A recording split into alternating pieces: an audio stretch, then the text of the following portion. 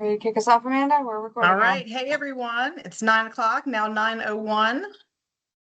So we will get things started. Welcome.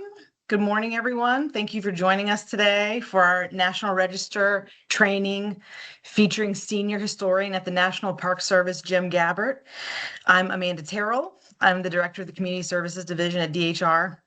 It's so good to see so many folks with us, including DHR staff, and a shout out to our regional architectural historians with us today, Aubrey Von Lindern, Joanna McKnight, Ari Kalos, and Mike Pulis. Many of you who many of you work with closely on your register journeys. I'd also like to note that Elizabeth Toon is with us, most recently at the National Park Service. Elizabeth is back at DHR as the Deputy Director of Preservation Programs. And some of you remember that Elizabeth served as the Director of Preservation Incentives at DHR from 2005 to 2020. So welcome back, Elizabeth. And I see that our DHR Director is online with us, Roger Kirchen. Thanks for joining us, Roger. Okay, just a few words about what to expect today. We have a few short DHR presentations for you, and then we will turn it over to Jim, who has 3 presentations on different topics. After each of Jim's presentations, we will pause for questions, and you can either write those questions in the Q&A or raise your hand and we'll call on you.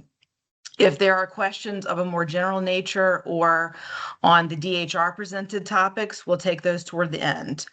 We'll also probably try to sneak in a break somewhere toward the midpoint if that seems necessary. And just so you know, this webinar is being recorded and it will be available later for review. Okay, so let's get started. We're going to start first with National Register Program Coordinator Austin Walker. Take it away, Austin. Hey, everybody. Again, thanks for coming out. It's great to see so many people in attendance. As Amanda said, I'm Austin Walker, National Register Coordinator, which a lot of you probably already know. My cat is also here. Sorry about that. But I'm going to start off. We were hoping to sort of recap before we get to Jim's presentations, just some kind of lessons learned, themes from the past, year and a half or so of register activity. And I was going to start off with what I think has been kind of a recent sort of challenge for us, but also a success, nomination updates, particularly updates to really early National Register documentation. And so hopefully my screen is sharing. So nomination updates, particularly substantive amendments to early nominations. So early nominations, we're talking about pre-1980 when the form sort of incorporated the criteria and things that we're more familiar with. Before that, nominations generally pretty minimal, include areas of significance, periods of significance that are often just a century, 16th century, 17th century, things like that. So very much kind of not the same standards as you're familiar with nominations today. And so before I get into a couple of case studies, just to really quickly recap what we mean by nomination updates, there's sort of 2 main categories. One of those is technical amendments. That's just providing, corrections to mistakes, new information about a property's physical nature, whether that be, updated property description or resource inventories to align with, more current conditions, new photographs, updated maps, things like that.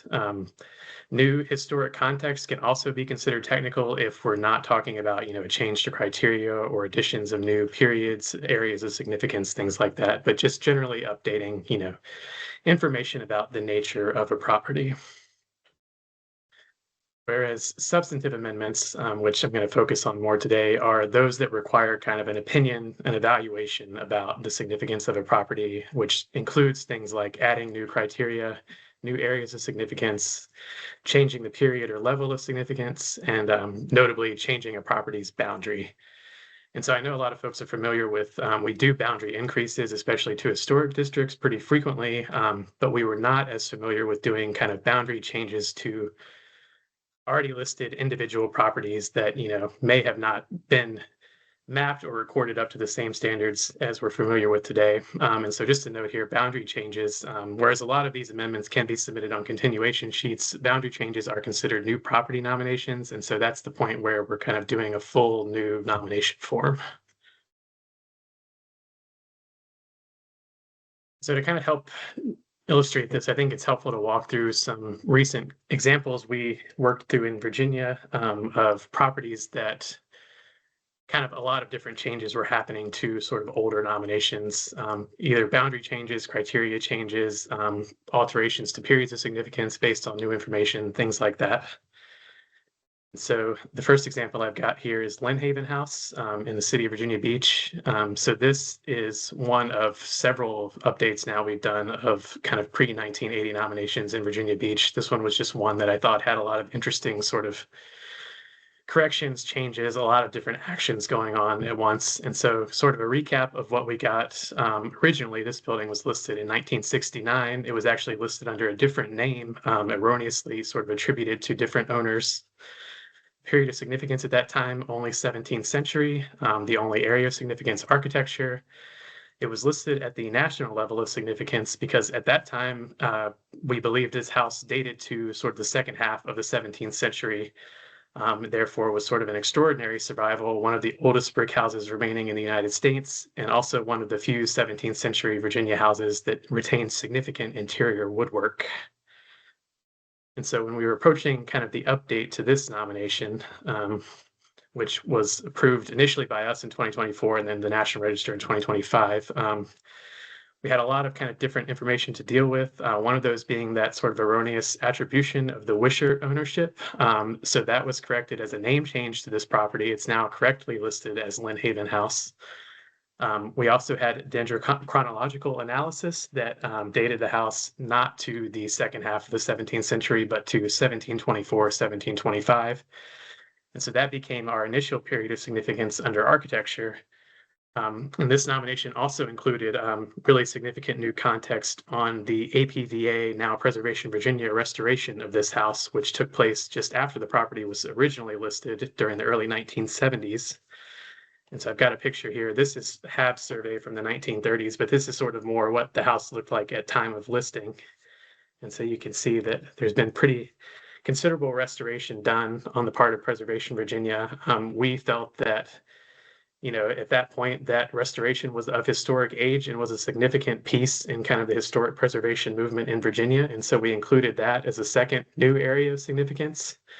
This nomination also includes really great documentation of enslaved labor on the property, so much so that we were actually also hoping to include ethnic heritage as an area of significance initially under Criterion A.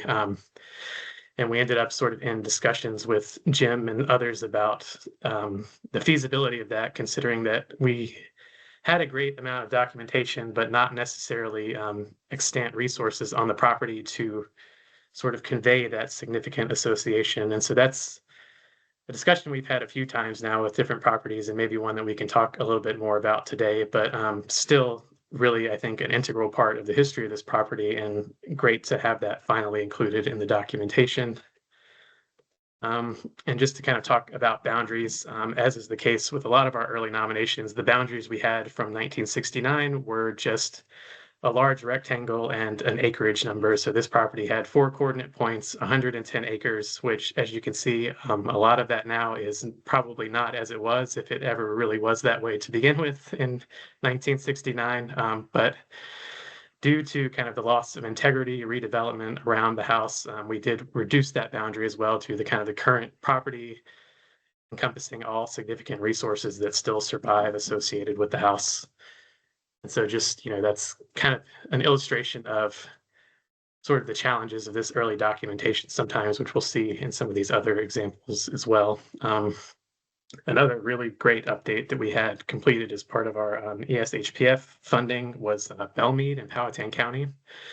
So this is another property listed in 1969 originally, you know, among the earliest nominations in Virginia that weren't already NHLs when the program was established.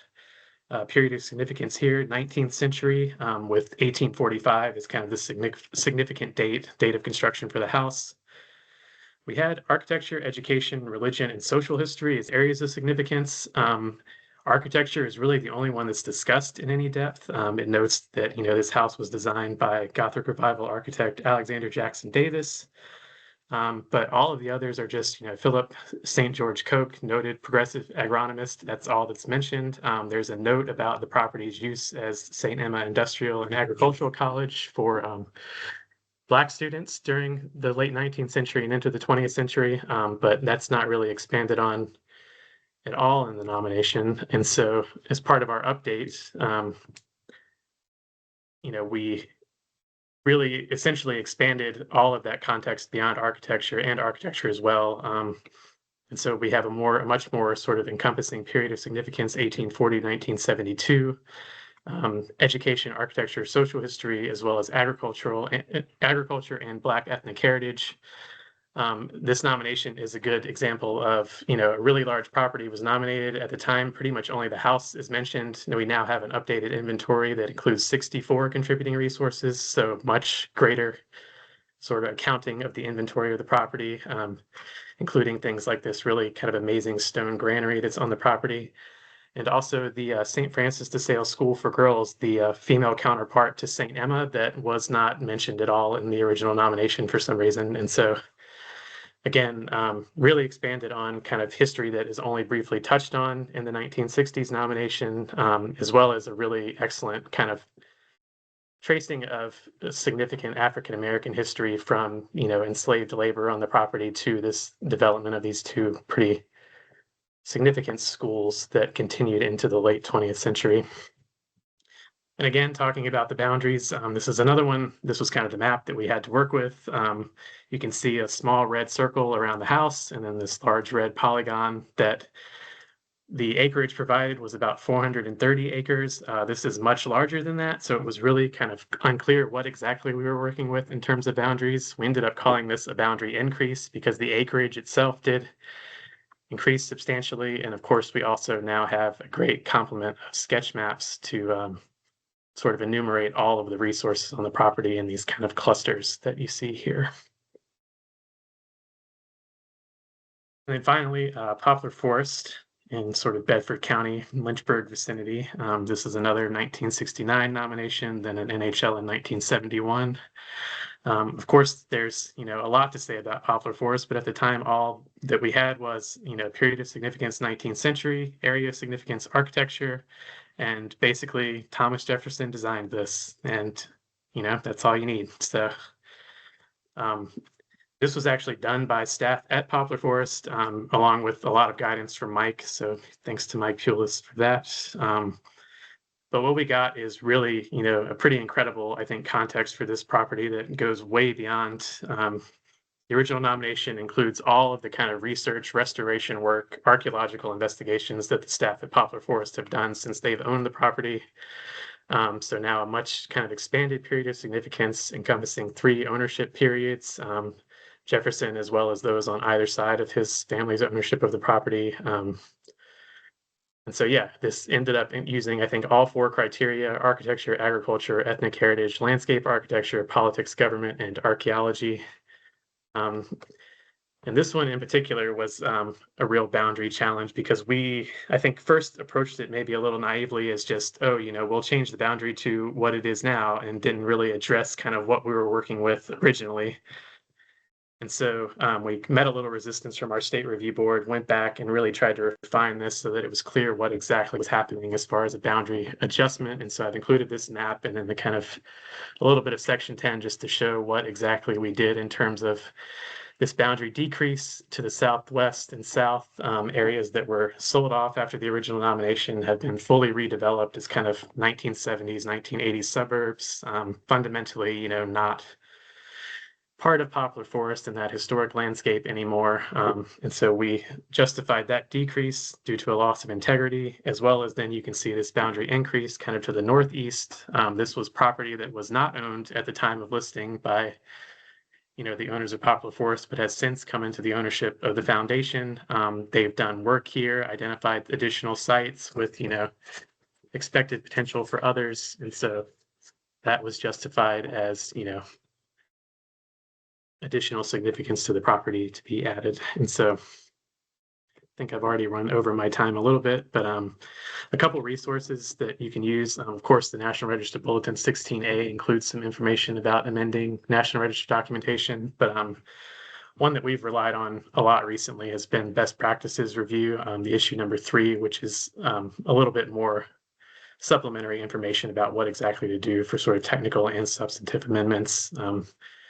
Once I stop sharing, I'll drop the links to these nominations, hopefully in the Q&A as well as this bulletin. And yeah, otherwise I'm happy to take questions once we're all done, but that's all I've got.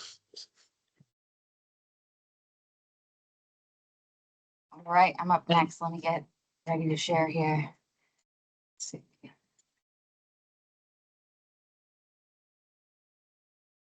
All right. Hi, everybody. For those who don't know me, I'm Jolene Smith. I'm the Director of Resource Information and Register here at DHR. So the technical side of Register under Austin is within my division, although we work very closely with Amanda and the folks in Community Services and also State Archaeology through the life cycle of a nomination.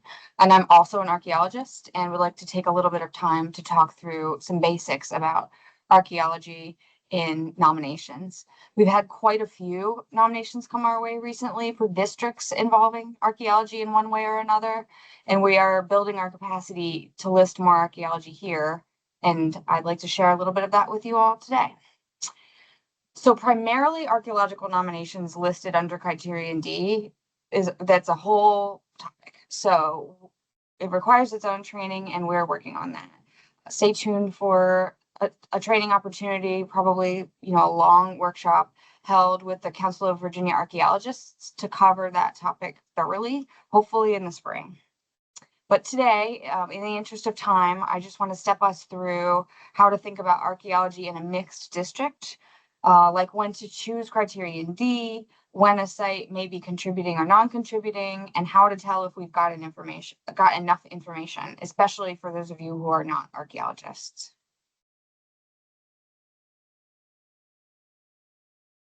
So you've got a district of some sort, and you know about existing archaeological sites or deposits that could be included.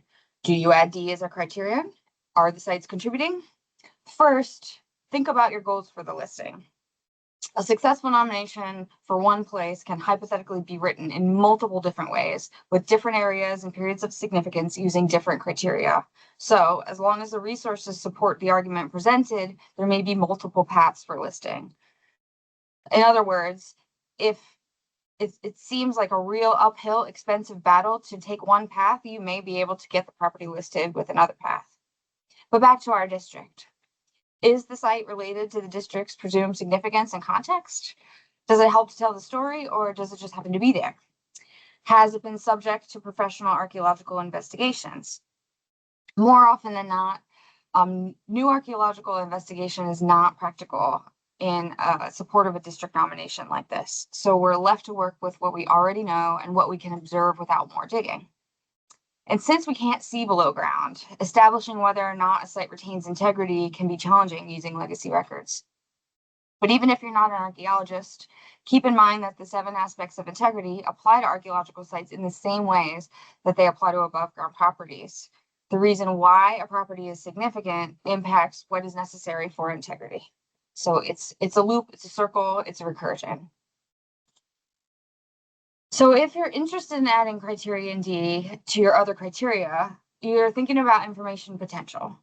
If we were to hypothetically analyze all of the information about the site, not just what has been excavated, what research questions could that information answer? Here's a bit of a Mad Lib to help us decide whether or not we've got enough information to work with. The site has the potential to teach us about blank, and we know that because of blank.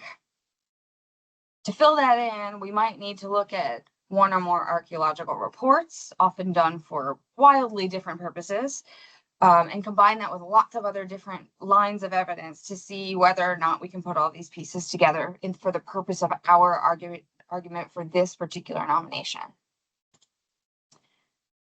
When it comes to deciding whether or not to add Criterion D, here's the beginnings of a flow chart here. This is a simplification. There's a lot more guidance, but this is a beginning to step through the process. So you know you've got a site and you know it's related to your district's context and significance. The first question is, does it have the potential to yield important information about these research questions that you've established? That's our hunch, right? So let's figure out if it's got enough integrity. Through research in VCRIS, investigations of theses and dissertations, other literature, you can find site records and archaeological reports. Note, though, that survey and investigations may have been done for completely different reasons, with very different qualities, with different levels of completeness, and their own research questions embedded. So DHR eligibility determinations are another thing to talk about if you're looking at VCRIS for information and deciding whether or not these sites are going to be contributing. Remember, just like the above ground properties, the eligibility determinations that you see are related to that individual site's eligibility and may completely change through the lens of this district. If this is overwhelming to you and you need help piecing together all of this information, we can absolutely help. Your regional archaeologists are here as a resource, and as am I. Again, you would probably start with your primary contact, which is likely going to be your regional architectural historian, and they'll get you to the correct place. But we can help you put all this stuff together because it can be challenging to put all the pieces together. So alongside of professional archaeological reports, we can also look toward things like land use history, landscape features, comparisons with similar sites, oral history, ethnography, and other lines of evidence to support an argument for integrity without excavation. So if you get all the way through this exercise and you're still only left with your hunch that we may answer our research questions, we might not have enough information to proceed with criteria D at this time. That's just how it's going to be. This is a great opportunity to discuss the high potential for archaeology in the body of the nomination, but not keep going with your pursuit of Criterion D. Whoops. Did I just stop sharing everything here?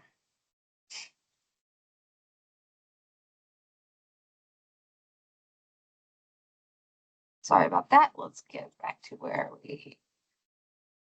Okay. So can archaeology contribute to the other three criteria? Absolutely. But the bar may be fairly high since the ability for a site to convey significance under these criteria is often really tied to it being visible. So essentially you're thinking about the site without its information potential and only as contributing to, say, a criterion A, and somehow it's going to need to convey that significance. There are a lot of really great examples in Bulletin 36 about how sites can contribute to these other areas of significance. So please check that out. But there are ways, it just depends on the resource and properties of the resource and the characteristics to see whether or not it's going to be contributing.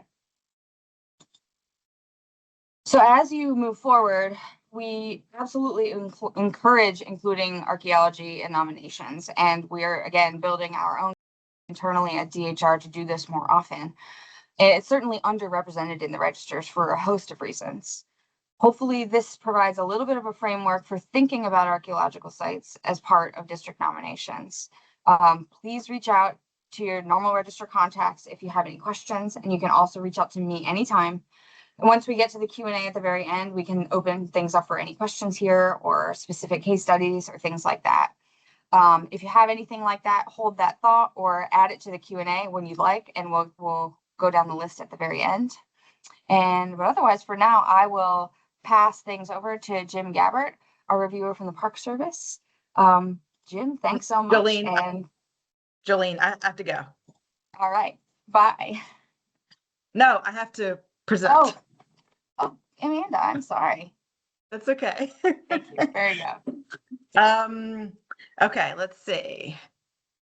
I am going to share my window here from the beginning. Here we go. Okay. Okay, great. So I wanted to do a quick mention of the training that Jim did for us in person almost 2 years ago, and encourage you all to go view that training when you have time. It's on our YouTube channel, and we'll put it in the Q&A as well. So for a while, we had trouble with the video and audio not syncing up together, but Jolene figured that out. So now it's there and available for you to view at your leisure. But we had asked Jim to come and do this training for us because we were in a period where we were having returns from Jim, and it felt like, for us, a lot of returns. Now, come to find out, it wasn't that much more than the usual average. But what has been a change since Jim took over reviewing Virginia nominations is that he does a substantive review for each and every one of them. And that wasn't happening with the previous reviewer for Virginia. So Jim is reading and reviewing nominations thoroughly and carefully, and that made us ask him to come and give us some analysis on how to improve nominations, and therefore how we could provide guidance on how to improve nominations so that we can minimize the number of returns. And the objective was also to provide some training to our review board members directly from the horse's mouth, so to speak, so that they would be aware of Park Service expectations and could provide better advice as they review and comment on nominations. So there are some really good bits of guidance in that training that we've taken to heart in the past couple of years. This is how we've been operating and how we are approaching our interactions with applicants, owners, and you all. So I would just like to mention a few of those items quickly, and I believe that Jim is going to go into more detail on some of them later on today. Okay, so criteria A and B, quote, require a direct and important association between the event or person and the subject property. That's a direct quote from Jim Gabbert from that training. Those two words, direct and important, kept coming up throughout the training. So we need to be asking ourselves, is there a direct association between an event or person with what is physically on the property now, and is it important? This has come up, as Austin mentioned, recently in several nominations that have been associated with African American history and enslaved individuals, but there were no resources left on the property associated with the enslaved folks or with that context. So Jim's guidance to us, and in turn to you, is that it is fine to include that story in the nomination, but if you claim significance under a criterion, there must be something on the ground or under the ground associated with that context, and you must tell how that something demonstrates significance. All right. So red flags, the words representative or example of are red flags right away, and therefore they have become red flags to DHR staff. Jim asserted that every building, every property is indeed an example of something, right? Everything represents something, but how is it important? Does it stand out in some way? Function does not equal significance. And that would be repeated again in the training. Function does not equal significance. Another red flag is the 50-year cutoff as the end of a period of significance. And therefore, that has become a red flag for us as well. So just know that an end date of 1976 for a period of significance in a 2026 nomination is going to be scrutinized. And I believe Jim will go over this in some detail later. And finally, Jim stressed that some level of comparison is always necessary. What is it about this particular resource that's important, and what other examples are out there? For instance, for Criterion C, was this a popular architectural style in this town? Explain whether you have looked at other examples in this town. What is a rough number of other examples in this town? Help Jim understand the local context for a theme. Okay, so that's it for my highlights. I think you'll find that the training and the examples are very helpful. And with this, I'm going to turn it over to our main event, Jim Gabbert, the senior historian at the National Park Service. Thank you, Jim. Thank you, Amanda, and Jolene and Austin. Before I launch into my presentations, just a couple of things. I took over Virginia as the primary reviewer in about 2017, I think. I just looked on our database, and in that time, I have reviewed 468 actions, whether they be nominations, additional documentations, removals, determinations of eligibility. So you're one of my higher producer states, one of the highest producing states in the country. Virginia, New York, Arkansas are always at the top. I want to make a couple of comments on Austin's examples. This applies both to Lynn Haven and Poplar Forest. Pre-1980 nominations, that's before the current regulations were adopted that require owner notification and consent. Boundary decreases for those nominations, anything pre-1980, can only be due to loss of historic integrity. So if you're familiar with 36 CFR Part 60 and the reasons for removing properties from the National Register, there are 4: loss of integrity, or actually loss of the qualities that made it significant in the first place, error in professional judgment, new information has come forward, or prejudicial procedural error. Only the integrity applies to properties listed before 1980. So both Lynn Haven and Poplar Forest, as Austin showed, the areas that were removed from the boundaries had lost historic integrity as related to the significance of the property. Another thing about Poplar Forest was listed in the National Register and then became a National Historic Landmark. So it is acceptable and proper to update the National Register listing. If the property is listed in the National Register because it was designated an NHL, that is, the NHL action came first, you cannot simply update the National Register part. You actually have to complete a new nomination for the National Register if you want to add areas of significance or recognize lower levels of significance. NHLs themselves can only be updated through the NHL process. So those are a couple of things I wanted to touch on there. As I said, I've been reviewing Virginia for about 9 years now, 8.5 years, and I've enjoyed working with the staff. I really enjoyed when we were able to travel, that I could come down to Richmond fairly easily and meet with staff and talk about issues. Now we have to do things virtually. And Amanda and Jolene approached me about doing this training over a year ago. And at that time, it was still up in the air whether I would be able to, but I got the go ahead, and they sent me some topics to talk about. So I'm going to share my screen. And I'm going to assume that you can now see my PowerPoint. Yep, it looks good. Fantastic. First one that I was asked to talk about was a little bit about Criterion B, association with persons significant in our past.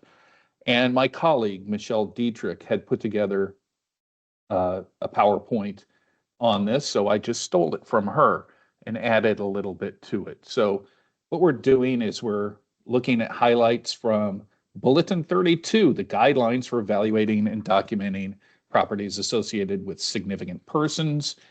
And let's see, let's advance this. Sometimes overlooked. You know, we've published a lot of bulletins, and I'm going to admit, I worked in the State Preservation Office in Oklahoma for 9 years, and I didn't read all the bulletins. And this is probably one that I should have read a little more often or looked at a little more often. True, it was published in 1988, but it still has valid information. Bulletin 32 provides more in-depth guidelines on how Criterion B works, what's expected in a nomination, and it provides examples, both good and bad, taken from actual nominations.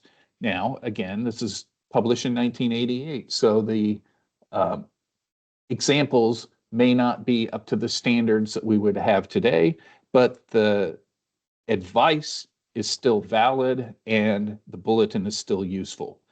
When it was published in 1988, we had 8,366 Criterion B listings. As of the end of last year, we have well over 12,000 listings. But Criterion B is still the hardest of the criteria to justify.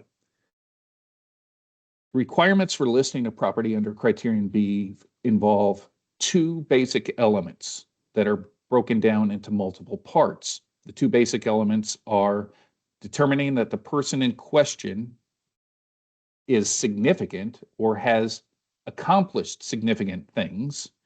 The second part is ascertaining what the property is best associated with the person during his or her productive life. This involves identifying any associated properties and assessing the person's direct and important relationship to them. So once they're identified, the historic integrity of the associated properties must be evaluated in relationship to that productive life of the person. So, one, is the person important? Two, what's the nature of the person's association with the property? Is it the only property that they're associated with? And then you determine whether the property is an important representation of the person's accomplishments. Then you look at the integrity. And this is always the key to evaluating a property, any property under any criteria. Is it significant? Then does it have integrity? You never start with integrity because you can't understand whether it has integrity until you understand why it's significant. So it's not enough just to be well known. It isn't enough to be a prominent citizen or respected politician or prolific in some field. The activities associated with the person must be demonstrated to have had an important impact at the appropriate level. So this means it may actually be harder to demonstrate significance at the local level than at the state or national level. The folks who had impact at the state or national level are often recognized as such by historians. Local level is actually harder to demonstrate.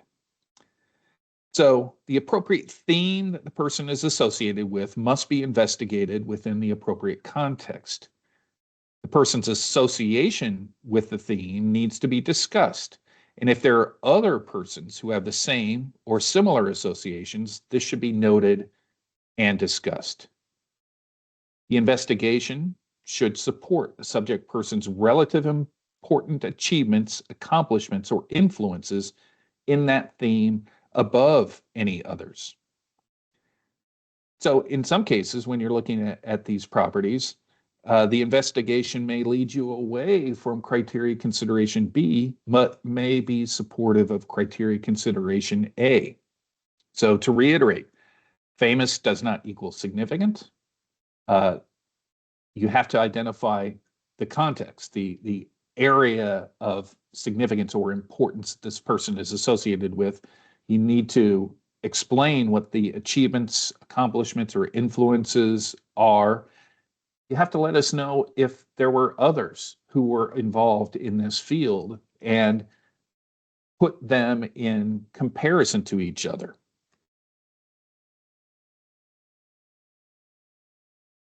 So once the person has been established as having a significant impact on history, the place best associated with the person needs to be identified. After all, that's what we're trying to list. There may be a number of places associated with a significant person. They may be separated temporally. You have birthplaces, you have graves, or there may be multiple places within an area that are associated with a person at the same time, an office and a home. So there will be a natural hierarchy of associated places. The key in a good nomination is to identify those that have the most direct association related to the person's significance and their productive period. There may be more than one productive period for the person, and there may be more than one historically associated place. So it isn't a case where there is only one place associated with a significant person that is going to be eligible. There may be multiple places, and those places may be associated with that person at different periods in their productive life. So you've identified places associated with the person. You've identified those places that are best associated with their productive life. Then you evaluate their historic integrity as it relates to this association. So if there is an office and a home associated with a significant businessman, the business of his activities is most likely going to be the place that you're going to look at more closely. So where his office was. Well, let's say that building no longer exists, or it exists but has been radically changed over time. Hierarchically, then you move to the home of the person, because that's going to be the next best place associated. But I need to see that you've done this evaluation, that you've looked for other places and you've evaluated which ones best represent the person's significance. Now, birthplaces, childhood, homes, or graves can be listed. They are part of the criteria consideration, in particular birthplaces and graves, but only if there are no other associated properties to consider. We may touch on this a little bit more. So for the place, the association must be during the person's productive life. We want you to try to identify all known associated properties, compare the associated properties to each other, assess the direct association related to the historic theme, create that hierarchy, assess the historic integrity related to the person's association, choose the best representative. And again, you're not necessarily limited to one property. The productive life may span many themes or places, or two places may be equally important based on the activities associated with that person. So you could have a situation where both the home and office are significant.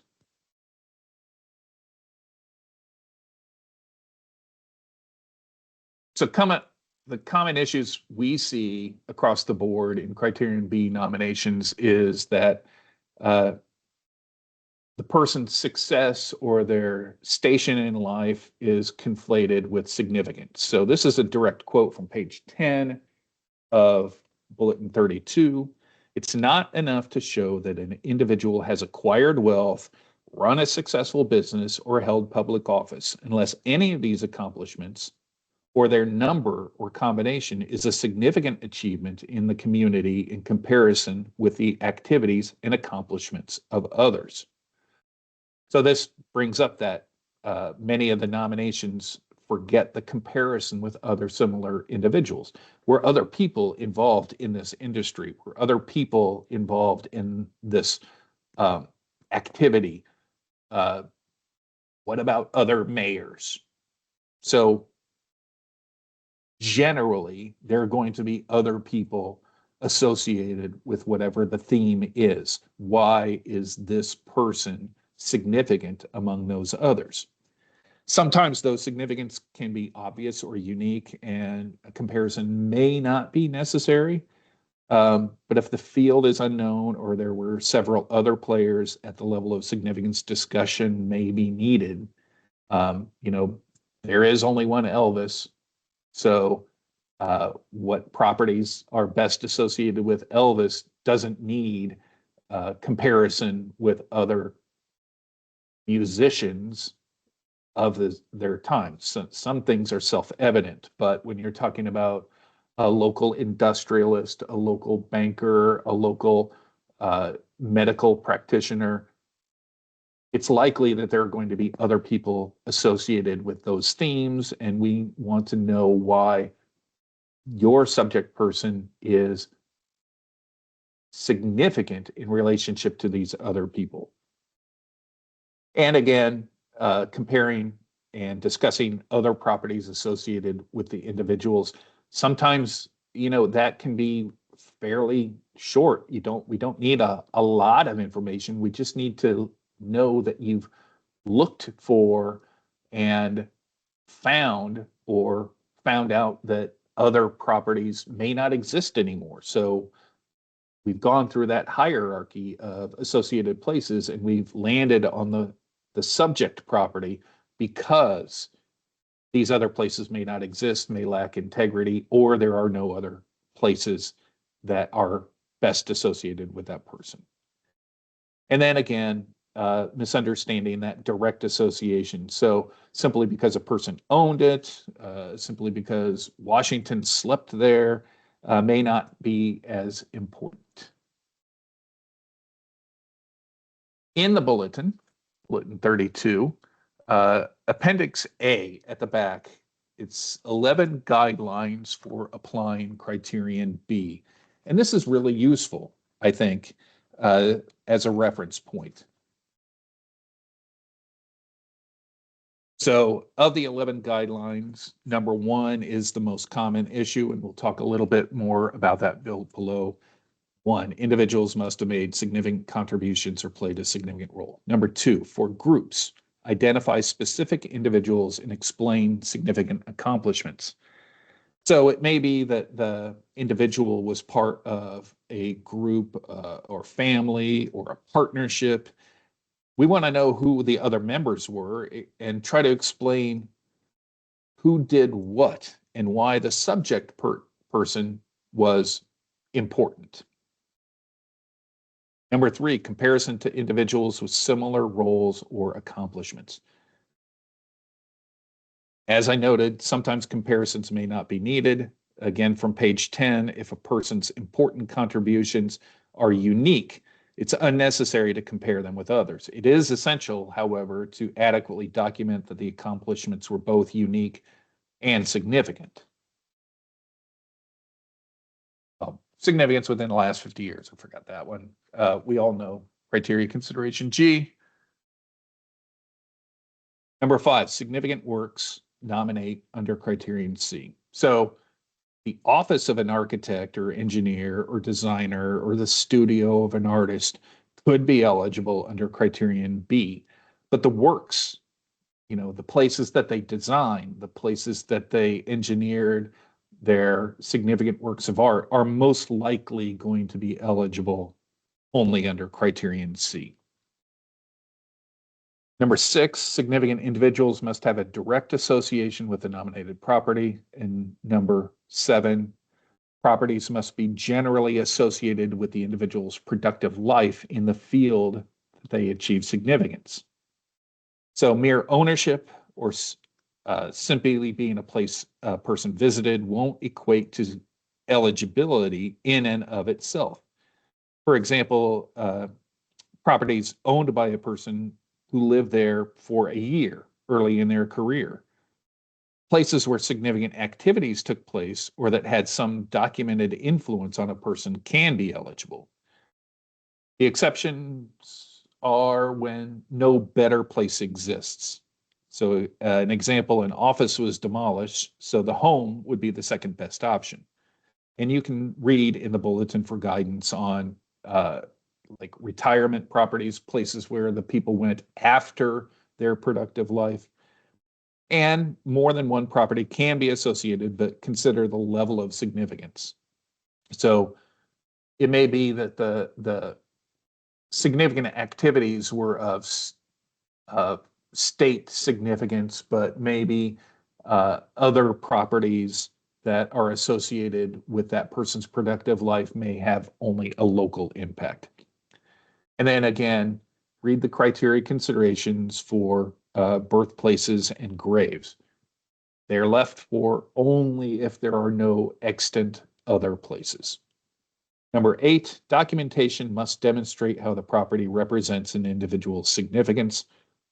Don't assume significance. Being a childhood home or a school they attended in and of itself isn't important. However, if that person states that a particular place had a major influence on them, say they wrote a memoir or an autobiography, and they talk about their influences, what got them to their point of success, then that might be a consideration.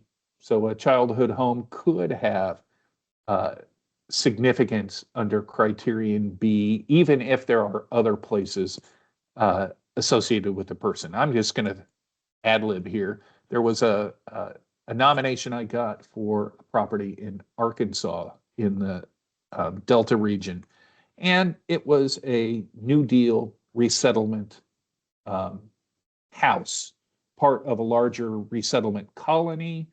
That most of the properties were since demolished or really altered, but there was one house that was still intact from the 1930s. The nomination came in under Criterion C, and okay, they made a case, but part of the story that I read was, oh, this was where Johnny Cash grew up. And I started thinking, well, this might be an area of investigation. Johnny Cash wrote extensively or talked extensively about the influence of living on this farm.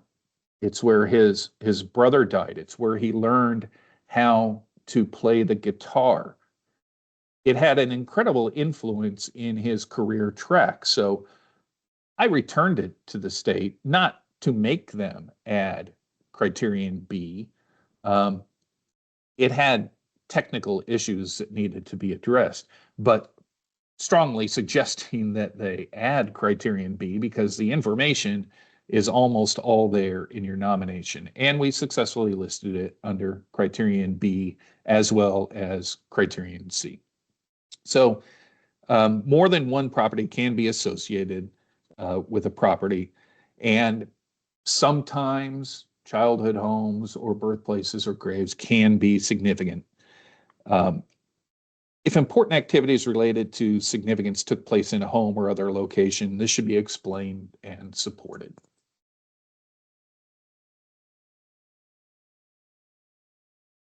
The second most common issue we run into in Criterion B nominations is the comparative aspect, most often when nominating residential properties.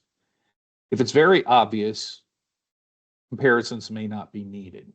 For example, nominating the lab or office, which was the primary place significant activities took place, may not need this discussion. However, a secondary location will need it.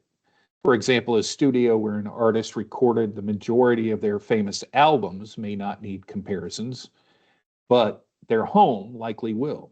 Simply living in a home that would not equate to significance, but if it's a primary place where they wrote the songs or it was an important place for practice, that might be an exception that could allow it to be eligible under Criterion B. Likewise, if the studio was demolished, comparisons to other properties would need to establish the significance of the secondary place. Number 10, significance of individuals and their associations with the properties must be substantiated via research and analysis. So going back to that earlier, there needs to be support and justification for the claim of significance.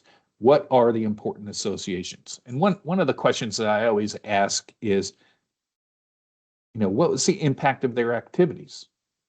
If not for this, then what might have happened? If they hadn't done this thing, sponsored this legislation, provided money for this activity, what likely would the outcome have been?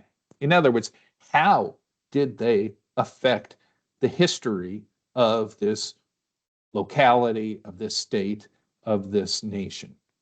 And then finally, property must retain integrity from the period of its significant historic associations. This is kind of where the old trope of would the person recognize this place might be appropriate. Now, I say that with a caveat. If I go stand in front of the house that I grew up in, I'd recognize it. I know that's my house, but I can also recognize that I would say, oh my God, what have they done to my house with all the changes that have occurred? So it's not just merely recognizing the place. Does this really reflect the period when the person occupied the place? That's what's important. So this wraps up my Criterion B presentation. And we now have the time for any questions, comments, concerns, reactions. So if anybody has any questions, if you want to use the raise your hand tool at the top toolbar in Teams, I will unmute you at this point. You could also type questions into the Q&A if you feel like it.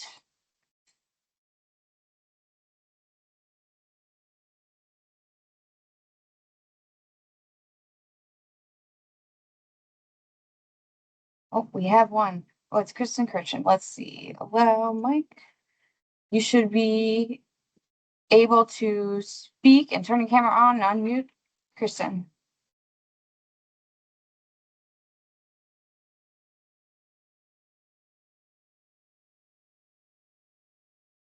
Can you unmute yourself, Kristen? Let's see, let me turn the chat on too.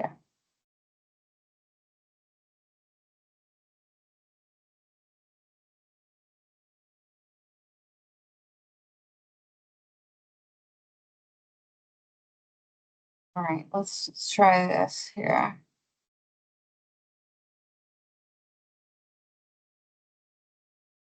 I'm going to turn on the chat and I am allowing everybody to unmute themselves.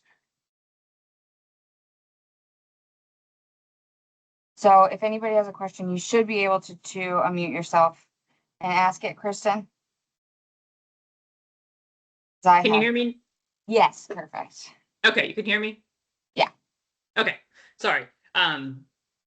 So my question, I forgot it now. Sorry. No, my question is, I guess my question is about this idea of comparison, both with regards to Criterion B and also to what you mentioned a little earlier, Jim, about Criterion C.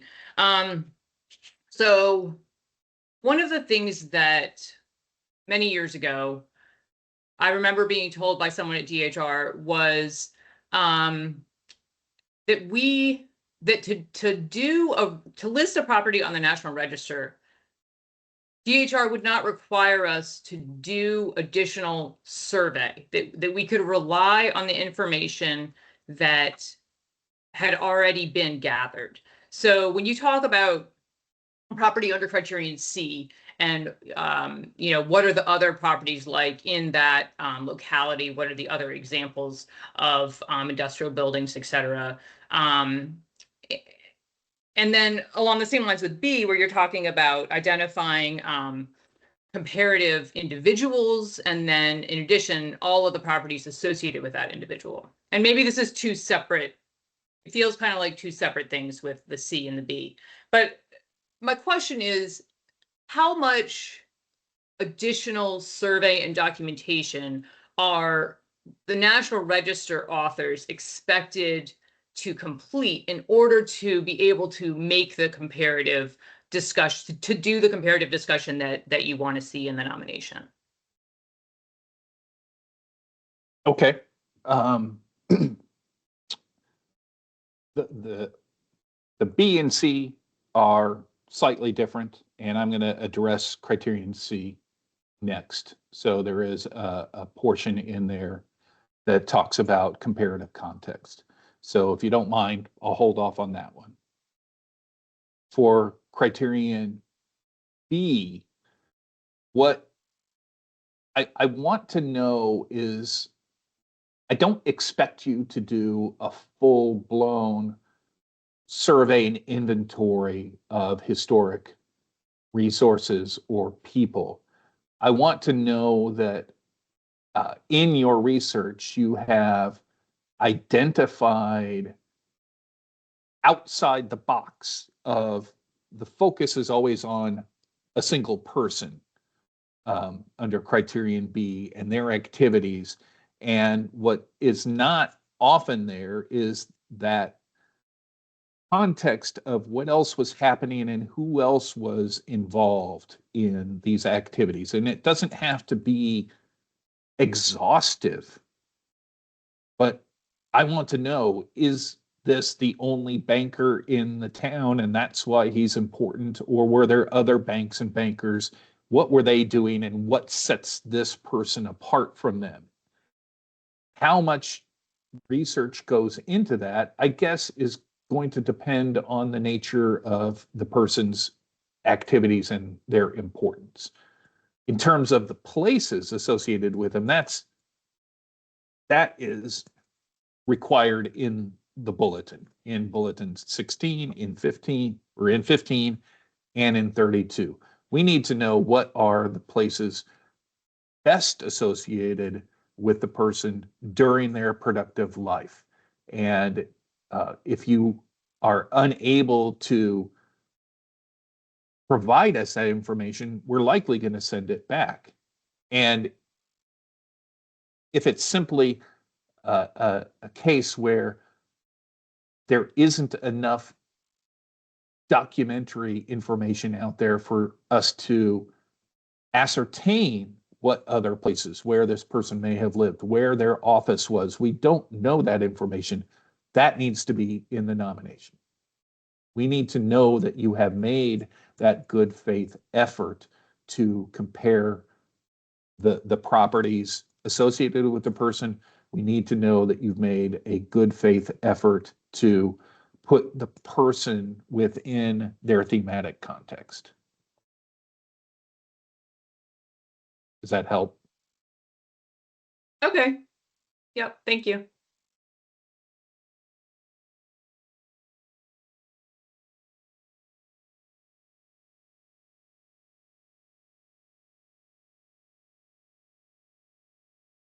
Any others?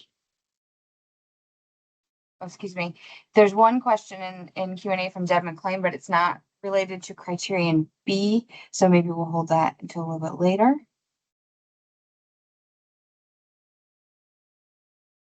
Anybody else for Criterion B questions?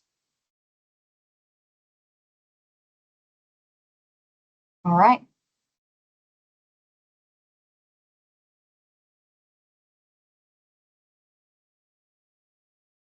All right, so we move on to Criterion C. Share.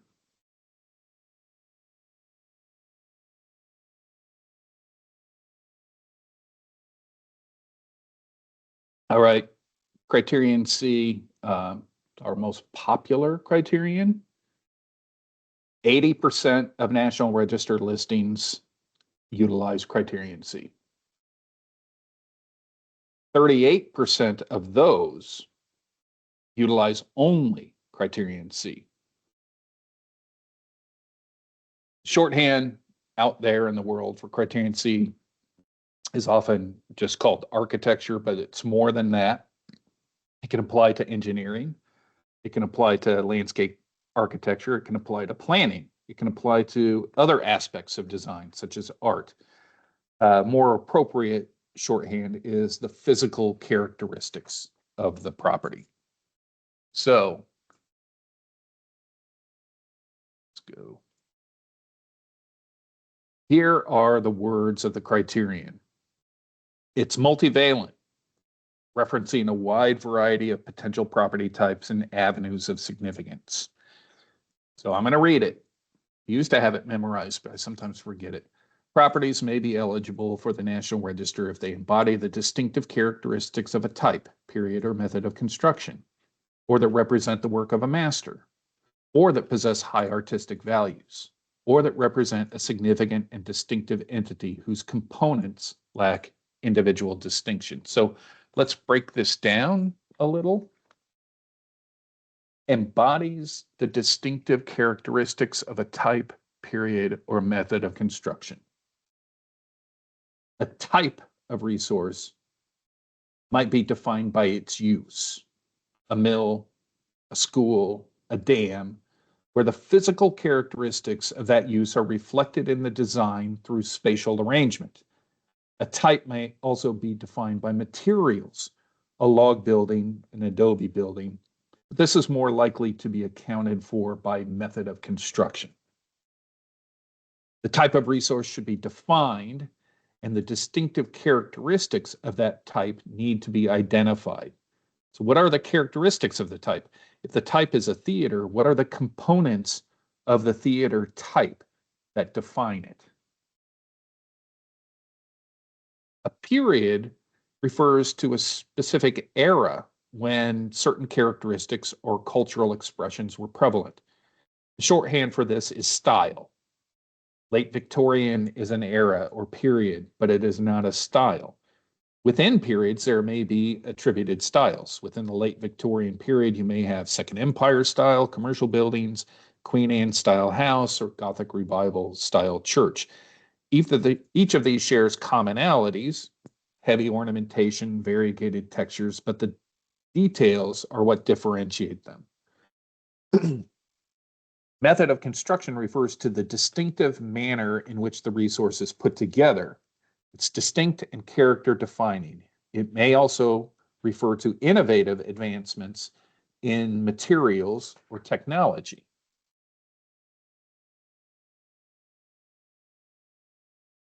Embodies the distinctive characteristics. So the key words here are embody and distinctive. Note that it does not say a good example of. The connotation is that the example is definitive. The key, though, is placing the resource within its proper context. Particular expressions of periods or styles, or even methods of construction may differ in either time or place. The expression of a particular domestic style can be affected by its location, urban versus rural, or its economics, a prosperous city or county seat town or a rural village, or temporal and geographic issues. Later examples, or those removed from their hearth, are often more simplified. So I have a geography background, and that brings up a term that we use called distance decay. Greek revivals in Western New York versus Greek revivals in Northern Illinois. As time and distance remove a building from its cultural hearth, things are lost. That doesn't necessarily mean that's bad, but you're going to find more academically true examples of the Greek revival in Western New York than you are typically going to find along the Great Lakes pattern of dispersion. So the expectation is that a level of analysis is necessary. How is a particular period or style expressed within a local context? What are the characteristics that define the type or period locally? One does not expect to find the archetype. The green and green design Gamble house isn't going to show up in Rockingham County, Virginia, but there are likely examples of the arts and crafts or craftsman styles there. Defining what the distinctive characteristics of what you might find in a particular area is key to evaluating any single resource. So this gets back to that question of understanding what you have around you that reflects the particular characteristics of that area. So as in the example, the Gamble house is the archetype of the arts and crafts high style design, but its influence is shown across the country in neighborhoods built from 1905 to 1925 across the country, but that expression is often different depending on factors such as geography, economy, and time differences. So understanding how a particular period of architecture is expressed locally helps us understand how a local example embodies the distinctive characteristics of that place.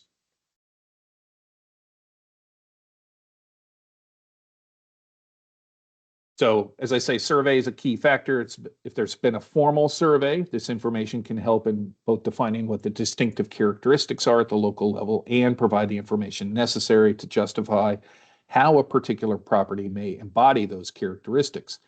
Absent a formal survey, some effort should be made to do the necessary comparative analysis.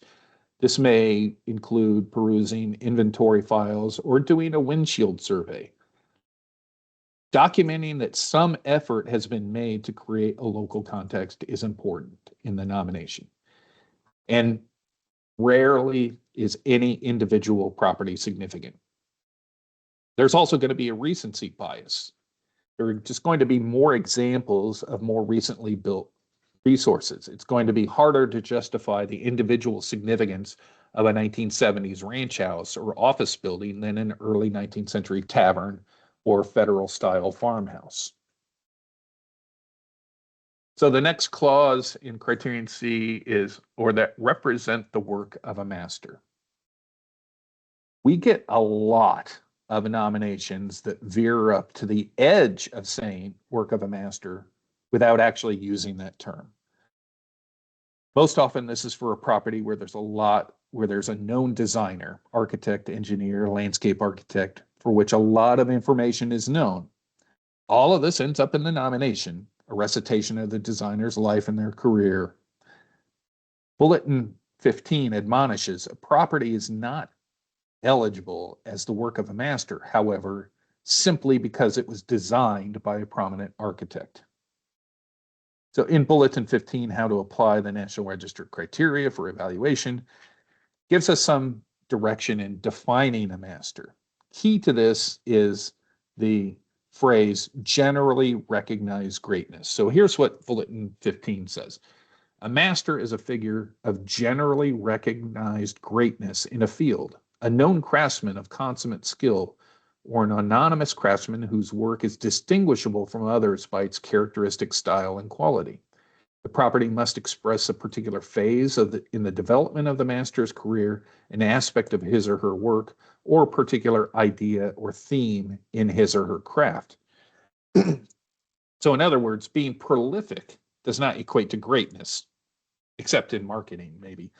But being well respected might be the start of establishing master status. But we would expect to see more than just a declarative sentence. What we would expect to see is some level of scholarly analysis and peer recognition. Has anyone studied the career of this person? Has a person achieved notoriety within their peer group? Then, even if you provide support for the status of the master, that doesn't mean that all works by that person are significant. The property must be looked at within the context of that person's body of work. Sometimes a commission just pays the bills. The building may still be eligible under Criterion C if evaluated within its comparative context of its type, period, or method of construction. The next clause, or that possess high artistic value. The bulletin says, high artistic values may be expressed in many ways, including areas as diverse as community, design or planning, engineering, and sculpture. The property is eligible for its high artistic values if it so fully articulates a particular concept of design that it expresses an aesthetic ideal. Property is not eligible, however, if it does not express aesthetic ideals or design concepts more fully than other properties of its type. So there's a high bar for high artistic values. The path to meeting this clause of Criterion C will involve defining the aesthetic aspect akin to the period or style of that the resource represents. And much like work of a master, as a reviewer, I would expect there is some level of scholarly analysis of the work in a comparable comparative context, if appropriate. The resource that possesses high artistic value need not be the entirety of the nominated property, though. An example may be a church that architecturally is not distinguished, but which contains significant integral artistic pieces, important stained glass windows, bas-relief carvings, significant altarpiece. So that high artistic value may be the defining component of a larger resource that is not necessarily distinguishable or significant. But that artistic value must be integral to it. So it must be a part of it. So we don't do paintings that are hung on a wall. The last clause, a significant and distinctive entity whose components lack individual distinction. Obviously, this refers to districts. Defined as a district possesses significant concentration, linkage, or continuity of sites, buildings, structures, or objects united historically or aesthetically by plan or physical development. So remember, a district is a single property, a distinctive entity that is united historically or aesthetically by plan or physical development. And this is where what might be referred to as mission creep has most come into play in the National Register listings under Criterion C. As envisioned, the concept of a district under Criterion C was to look at geographically contiguous areas where the resources were generally of the same type and character, that represented a distinctive time frame and typically shared a design ethos expressed in similar styles or materials. As an example, I lived in Oklahoma City. My neighborhood, nearly 500 houses, all built between 1928 and 1933, sharing common setback, use of materials, brick or brick and stone, and similar design vocabulary.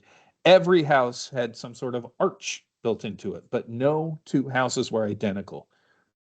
Crossing the street that bounded the Crestwood neighborhood that I lived in meant a change in visual continuity, and it embodied the definition of a district. It was distinct. It was identifiable. It worked as one unit. The individual buildings were indistinct from each other generally, except in detail, but collectively they had a similar look and feel. You knew when you moved into and out of the Crestwood neighborhood. So sometimes I get nominations for districts under Criterion C that kind of lead me to scratch my head.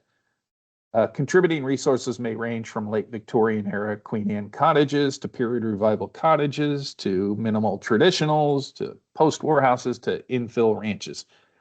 And that's when I struggle to understand what makes this a district under Criterion C rather than just a bunch of disparate houses that someone drew a boundary around. And then the nomination will usually say something contains examples of domestic architecture from 1890 to 1970, as if you can't draw a box around any place and say the same thing. So what makes it a distinctive entity? That's what I'm looking for, is acknowledging what is outside your district boundaries is as important as acknowledging what's inside. It's a key to defining boundaries. It's a key to defining the significance, understanding why this particular collection of resources represents a distinctive entity.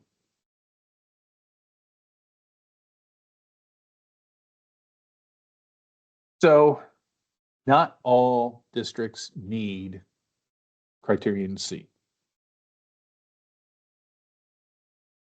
Look through our NRS, our database shows that 13% of our listed districts use only Criterion A, most commonly commerce.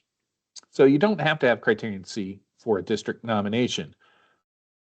The district concept was conceived of under Criterion C, but it's not limited to Criterion C. In fact, there are many instances where you really shouldn't have had Criterion C in there, and it'll be harder to justify.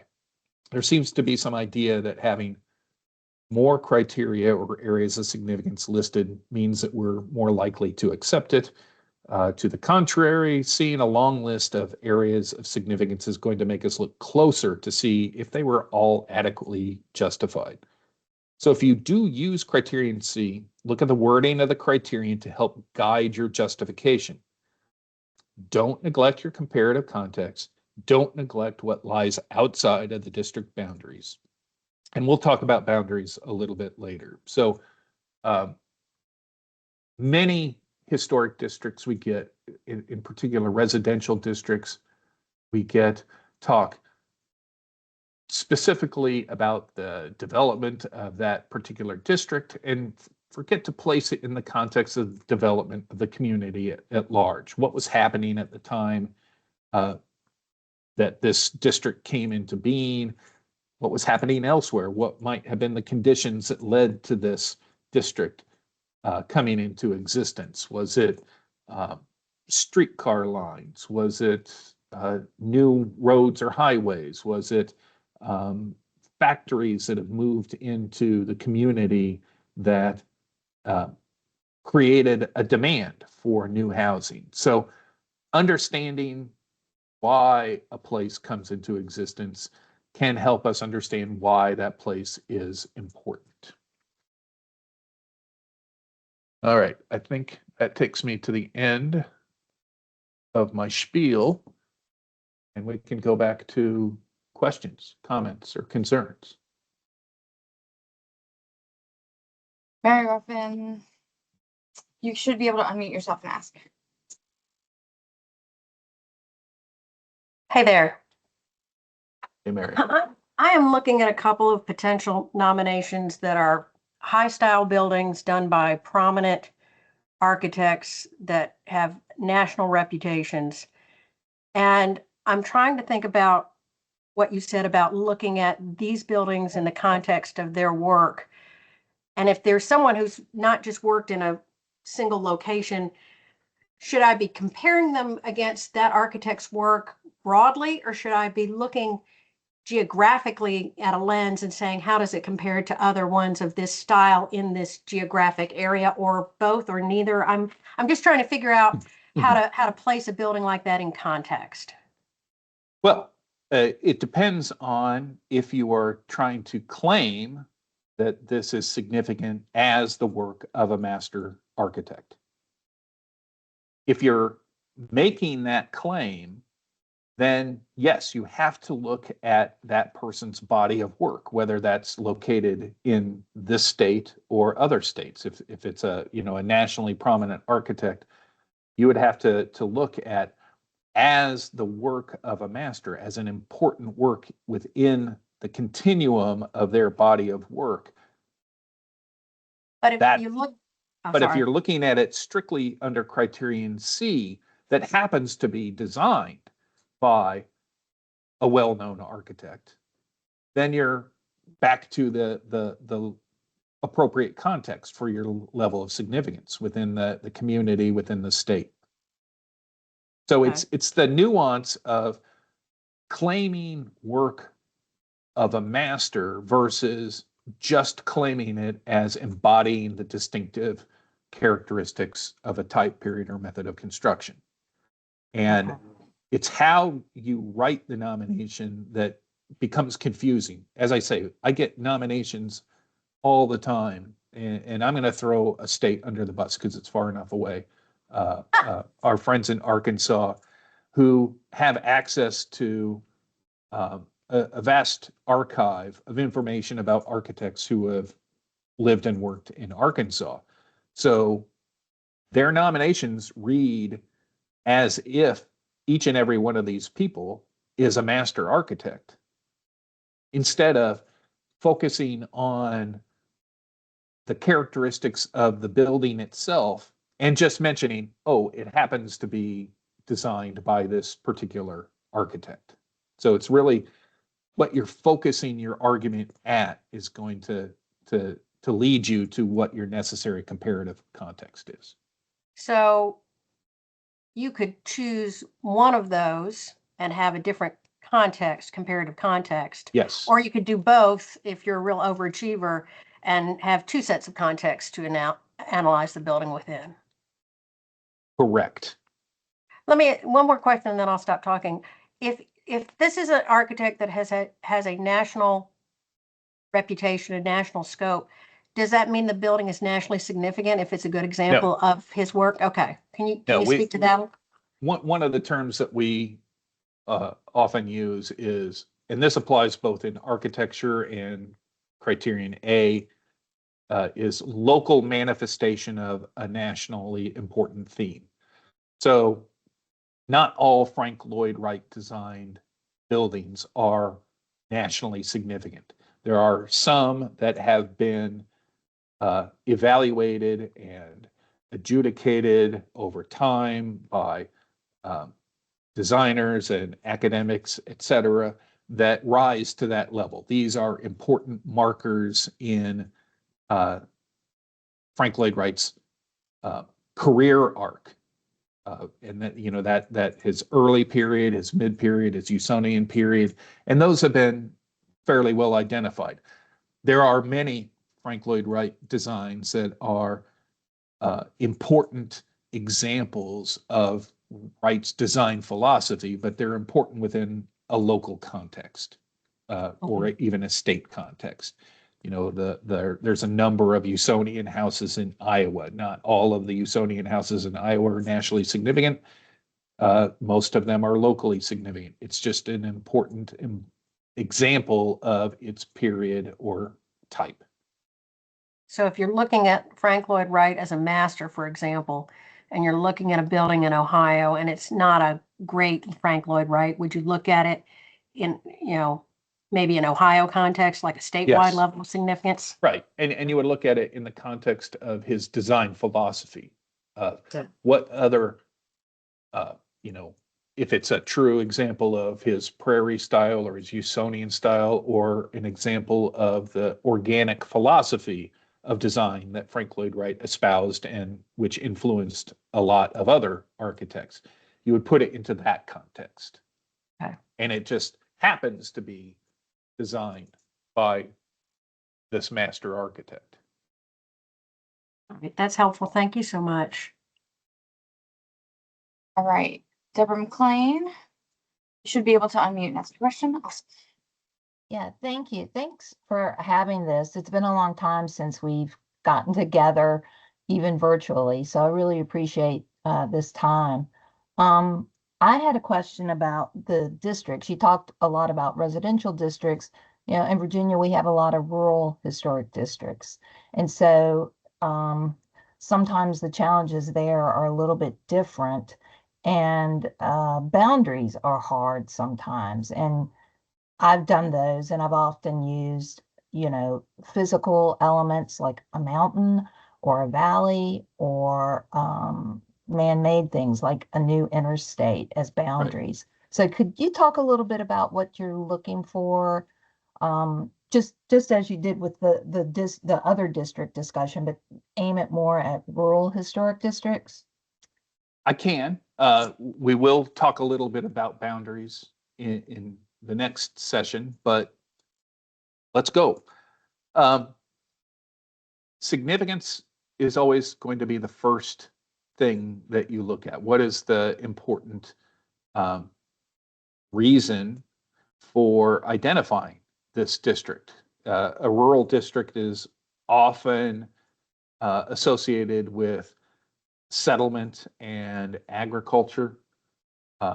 So you look at the factors that influenced the historic settlement and development of this agricultural district, and then look at what are the constraints that impeded settlement and development in agriculture. And one of the examples you used is mountains, rivers, barriers to transportation, barriers to development. It's harder to develop steep slopes for agriculture. Those are often left for woodlots. And then what intrusions have come in that disrupt that historic landscape. And that could be new road networks, railroads, interstates, state highways, subdivisions, commercial strips, whatever it is that detracts. So you want to start with an expansive boundary that looks at the historic development and use of the land. And then you start to whittle it down based on the intrusive factors, the aspects of integrity that have been lost that disrupt your ability to perceive this agricultural landscape for its historic development. So our guidance for boundaries for large rural landscapes, where you have multiple avenues for property lines, et cetera, our advice was generally you choose known resources like rivers, roads, or using your topographic map. It may be that a particular ridge line, a circumscribed set of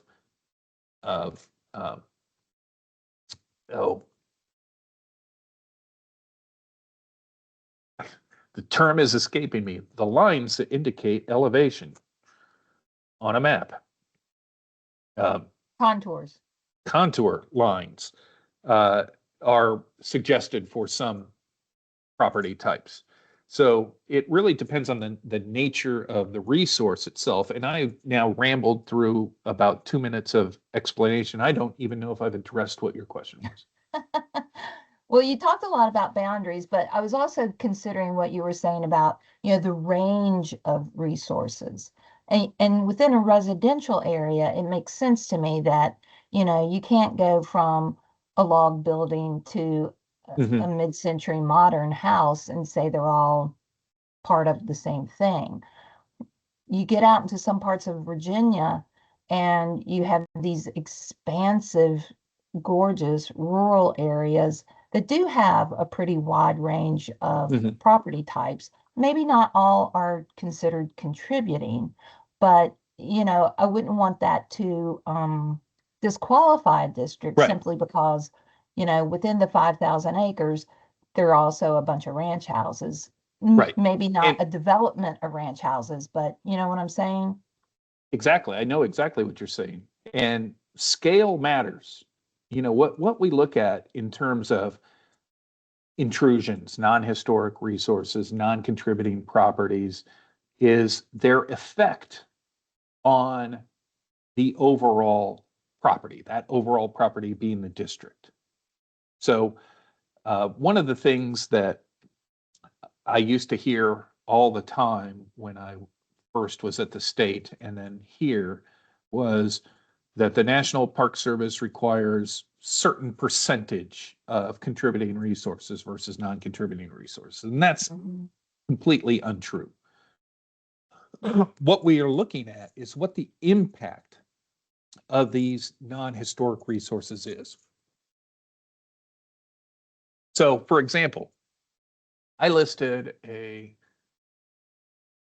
property in North Carolina 10, 12 years ago that had 8, I'm going to make up these numbers, but they're close, 8 to 12 contributing resources and 400 non-contributing resources. Now, you look at that and say, what the heck is happening here? Well, what this was a multi-thousand acre historic battlefield that the site itself is there, but over in one portion of the historic battlefield had been a suburban development.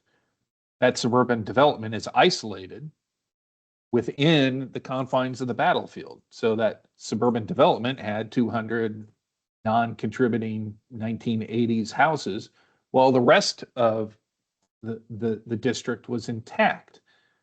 So the impact of that 200 house subdivision was negative, but it wasn't enough to make the district as a whole non-contributing. So I'm looking at what the impact of these intrusions are. It may be that it makes sense to draw the boundaries around them if there's a high concentration of them and they're near the periphery of your proposed rural district. But if they're smack dab in the center, but the rest of the district retains integrity as associated to why it's significant, then I'm not going to be overly concerned. Okay, thank you. Kristen Kirchen. Yeah, let's stay on that subject of districts and boundaries, but go back to the city or the suburbs. I'm thinking about Richmond's streetcar suburbs, and I'm thinking about particularly the ones south of the James River. And what you said about the districts being a distinctive entity, and the importance of what's outside the district as just as important as what's inside the boundary. I know that for some of those, and something that we frequently are told is, well, you should use the historic boundaries of a neighborhood as shown on the historic plat if you have that. And I know that is the approach that was taken for maybe all of those Southside Richmond suburbs. But there is no visual distinction when you cross the street between those two districts, or inside outside the district, frankly. So can you address that issue of defining boundaries specifically by the historic plat? And is that a situation in which you would perhaps argue that the significance should be tied under A and not C? Okay. So the first question is, why is this particular development significant? So what defines the significance of this plat? Is it more of an A distinction? It was the first plat to take advantage of the streetcar line, and then others followed along. Was it a particular developer? It's significant under community planning and development. And this developer was an important person, perhaps not a Criterion B nomination, but Criterion A associated with that history of planning and development. Or are you looking at under Criterion C? And if it's about the buildings themselves and it's indistinguishable crossing from one plat to another, then perhaps you shouldn't be limiting yourself to just that plat. Perhaps you should be looking more expansively at where this distinctive visual coherence begins to end or peter out or change. Criterion A might be the avenue you go if you're looking at the history of community planning and development as related to the streetcar suburbs.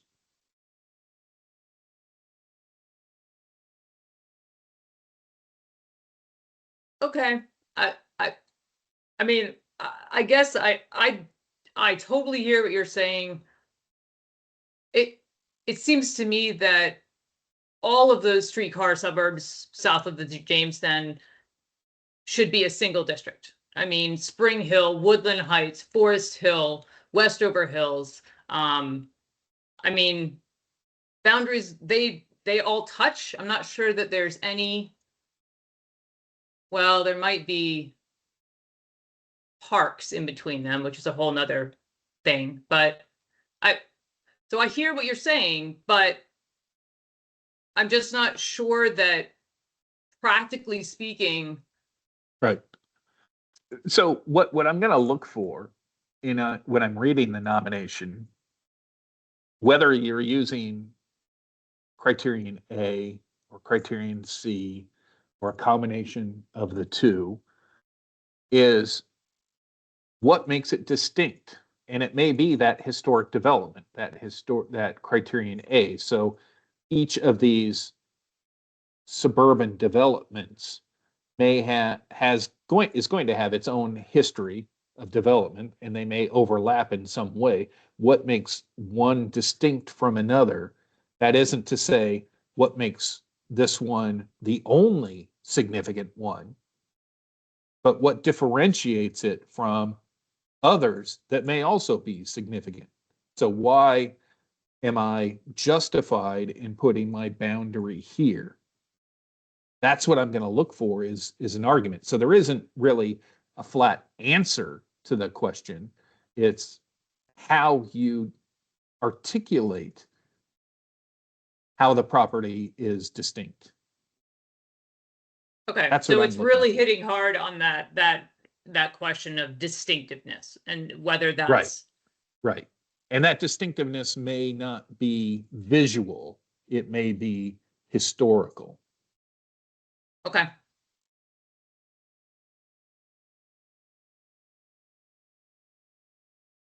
Amanda,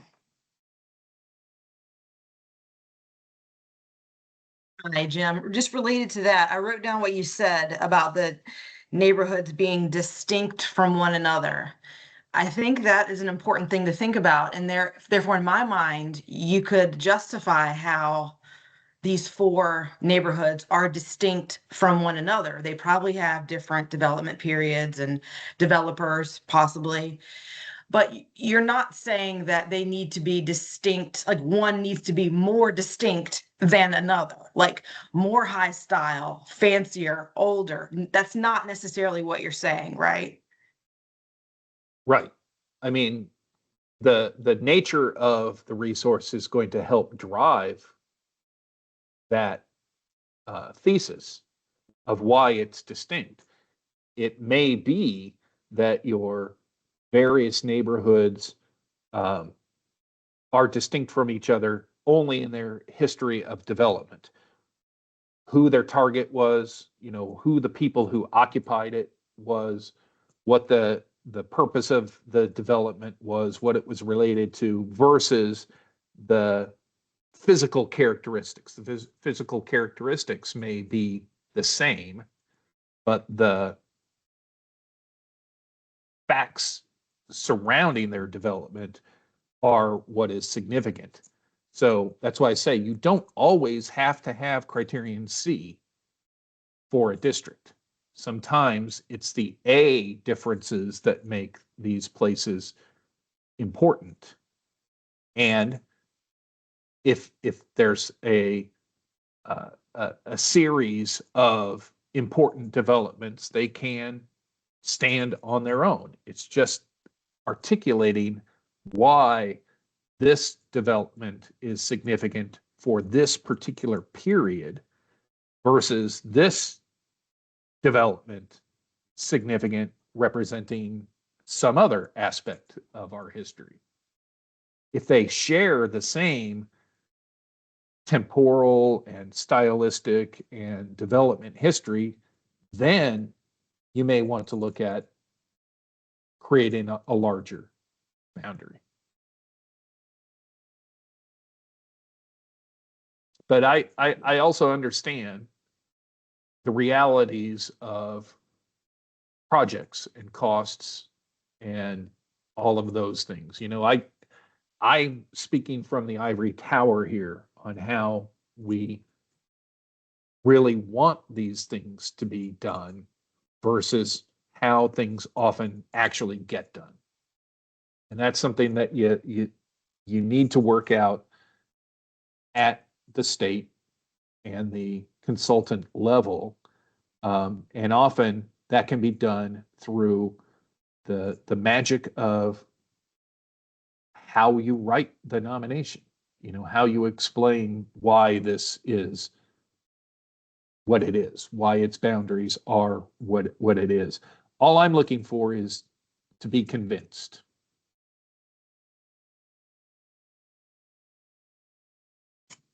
All right, I think this is a really good time for a 5-minute break before the next session.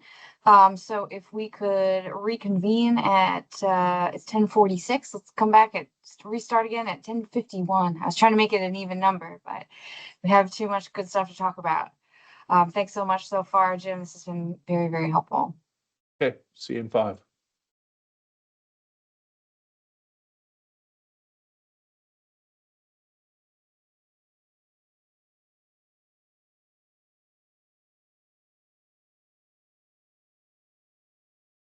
Whenever you're ready, Jim. All right. Over. Share my screen.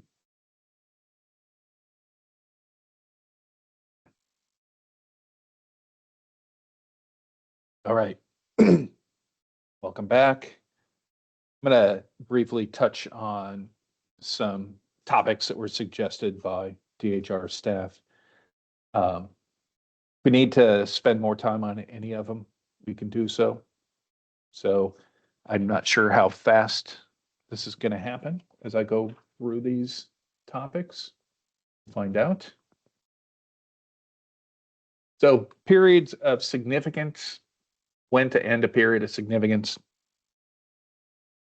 Since a property's period of significance is directly related to its area or areas of significance, the nature of why it's important will give you clues to defining when it was important. For an individual Criterion C property, generally, we look at the date the property came into being. And it's when it achieved the characteristics that made it important. And even this date can be nuanced. We're looking at a property that embodies the distinctive characteristics of a period or type. The date of completion would be the natural period of significance, once it was complete and was able to demonstrate that character. But you might have a short range of dates for a method of construction nomination if the act of constructing the resource spanned multiple years.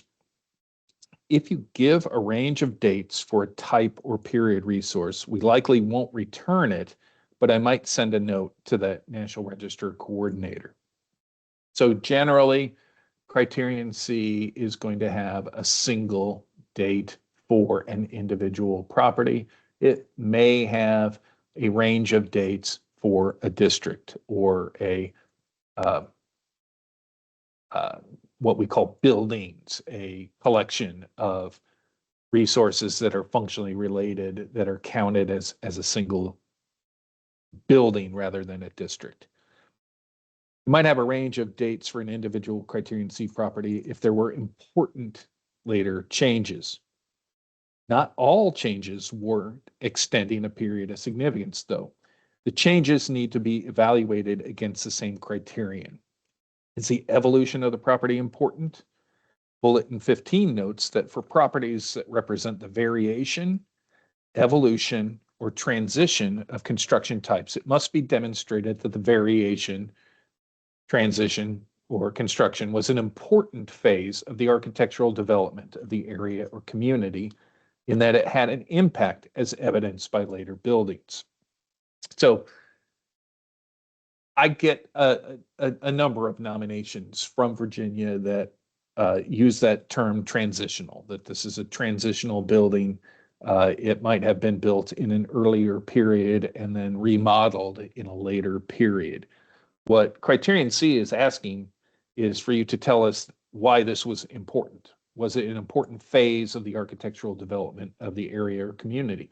Was this something that commonly happened? And why is that important? For the associative criteria, criteria A and B, the period of significance is usually defined by the important activities that occurred in association with the property. Commerce is a very popular area of significance for individual buildings as well as for historic districts. Almost 15% of all listings have commerce as an area of significance.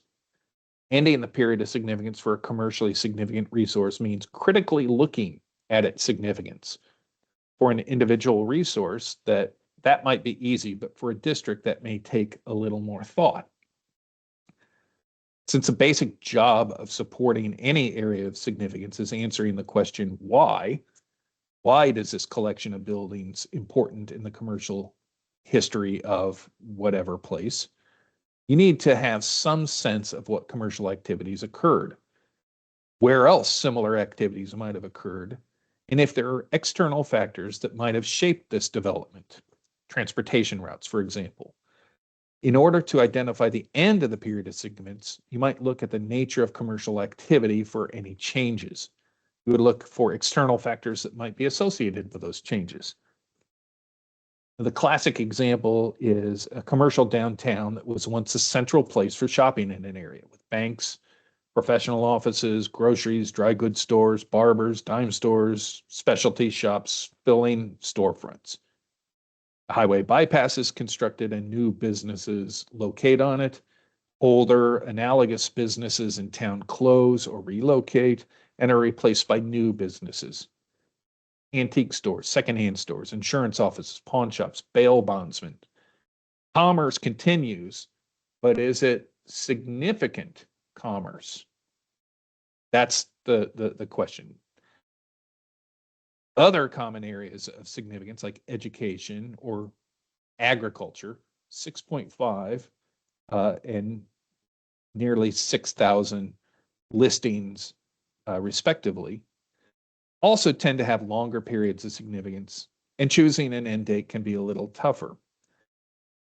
Whatever you do end up choosing should be justified based on the significance. If you honestly believe that significance is ongoing, use the 50-year cutoff, but note that significance is ongoing. If there's a logical end that's within the 50-year period, you may consider using that and explaining why. The significance might even rise to the exceptional level based on the nature of the logical end. For instance, closing a mill, which is the primary nexus of an economy, and whose closing led to the wholesale changes, schools closing, businesses closing, et cetera. That may be the justification for ending a period of significance well within the 50-year period and may support criteria consideration G. Under criterion C, back to that,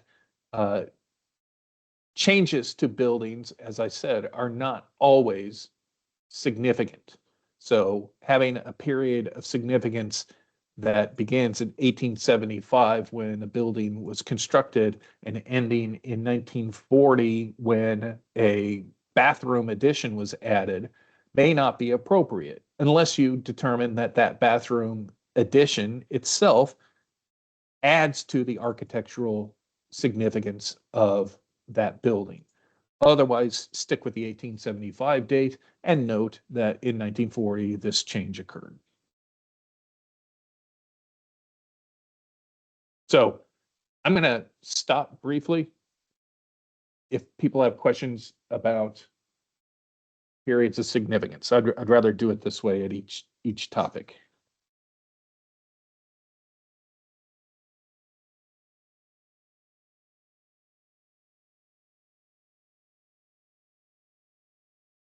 All right.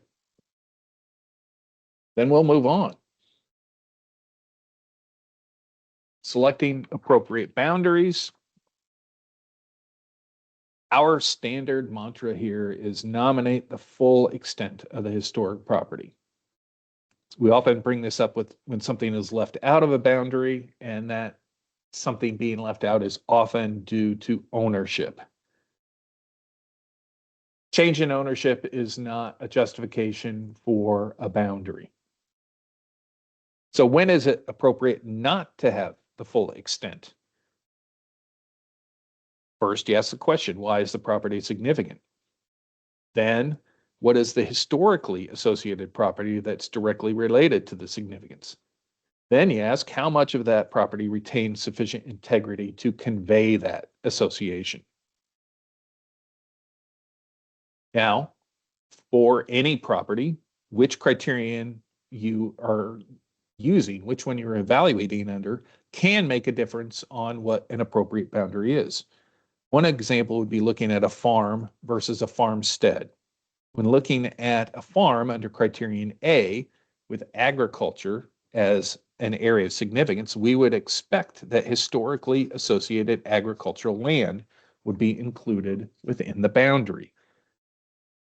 When used or when viewed through the lens of criterion C for the domestic and farm buildings, a closer boundary may be appropriate. So here's an example of a historic farm that is being encroached upon by development. Looking at it under criterion A, we have extant fields that are historically associated with the farm left, and we would expect that that would be included in the nomination. However, looking at it simply as the farmstead, the domestic resources and outbuildings associated with that farm, strictly under criterion C, that more narrow boundary would be acceptable.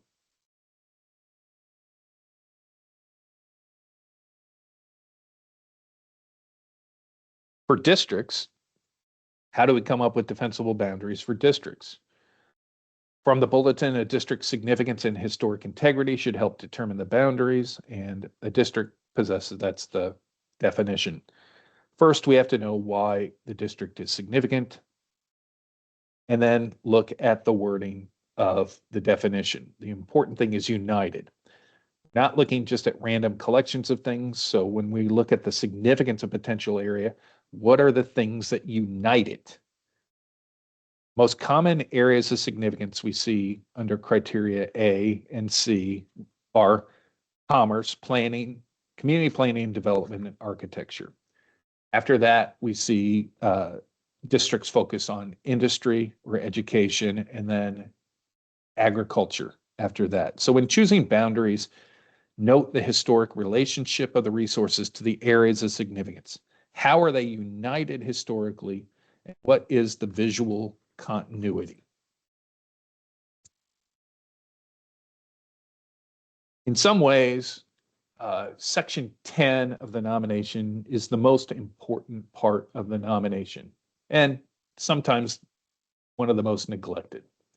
Section 10 clearly defines what is listed, so accuracy is imperative.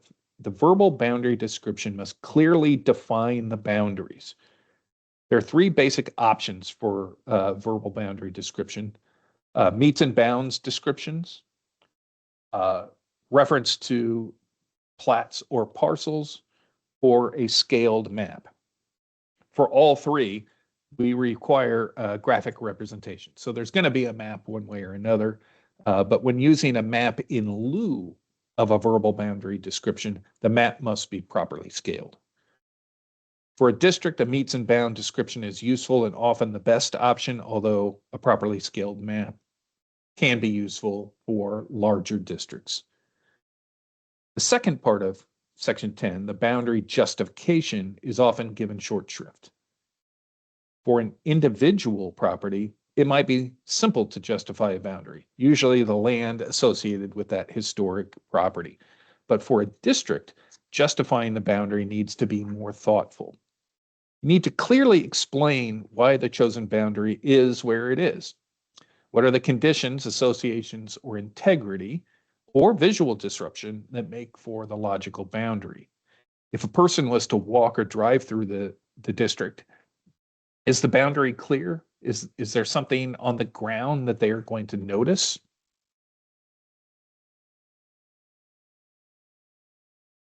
Now, here's why nominating the full extent of a historic property is important, and why justifying the boundary is critical. Here are a couple of districts where there have been 3 boundary increases to the property. The first one, the original district had 27 contributing and non-contributing buildings. The first boundary increase added 2 buildings. The second boundary increase added 3 buildings. Third boundary increase added a single building. So when I get boundary increases, the first thing I look at is the old nomination, and I try to figure out what their justification was for the boundaries at that time. And then I try to reconcile that against this new boundary increase. Why did this single building not be included in the last iteration of the boundary? And in many cases, it's because of physical changes. You know, in this case, the first one, this was a commercial district where the boundary was done to exclude buildings that had alterations, usually slip covers. And over time, Main Street community involvement, slip covers were removed, and they've added the resources. The second one is more problematic. The original nomination had 180 contributing and 50 non-contributing. The first boundary increase added 24 contributing and 14 non-contributing. The second boundary increase added 200 contributing and 43 non-contributing. And the third added 99 contributing and 21 non-contributing. So the question there is this really a boundary increase to the original, or is this really a new district? So why is this expanded boundary twice the size of the original boundary, 3 times the size of the original boundary? That begs a question that was not answered to my satisfaction in this submission, which was before I started working here. So I can blame others. So there are situations for a boundary increase where a single building may be justified, integrity issues, as I said. But what I'm really looking for in any boundary change is how you justified the original boundary and how you justify changing the boundary now.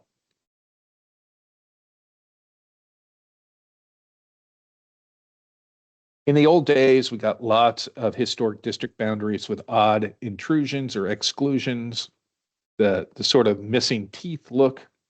Often this was done to cut down on percentages of non-contributing resources. And as I mentioned, we don't have a percentage requirement.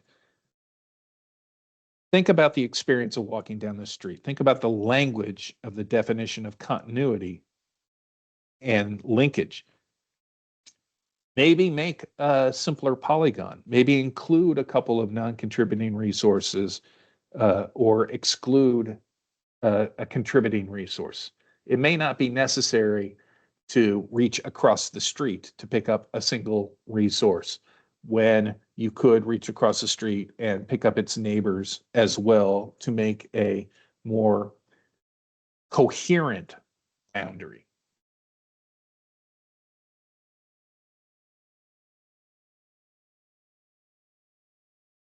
In any case, especially in commercial areas, don't draw boundaries between attached buildings.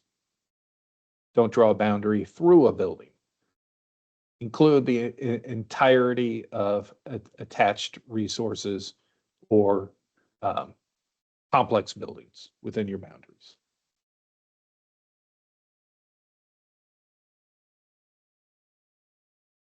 All right, the next topic, conservation or restoration. We're in an era now where the preservation movement itself is more than 50 years old.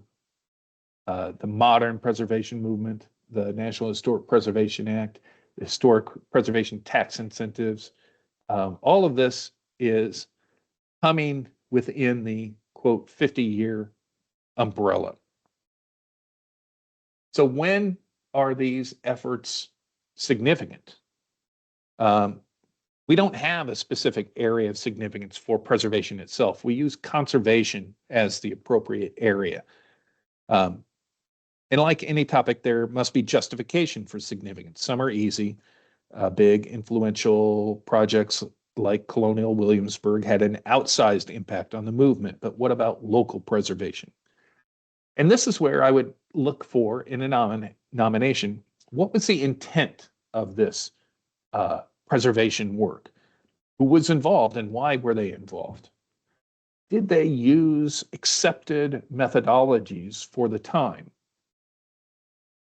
And was there an influence later down the line? So this is the year of our semi-quincentennial. And those of you who remember the bicentennial, remember there were all kinds of things done as bicentennial projects. I would bet there are hundreds of building zoos that were created as bicentennial projects. Well, normally, the National Register looks askance at building zoos. There is a defensible argument for their importance as reflective of a specific time and period and a thought about how things should be done and why they were done. The bicentennial was a big event, especially in many smaller communities where the bicentennial projects were a sense of community pride. And whether through today's standards we deem them important isn't necessarily the right way to look at them if you're looking at their potential for historic significance. So why did it happen and what were the results that happened? Those are the kinds of questions I'm going to look at when looking at preservation or conservation or restoration as an area of significance. Who did it? Why did they do it? How did they do it? And what was the effect?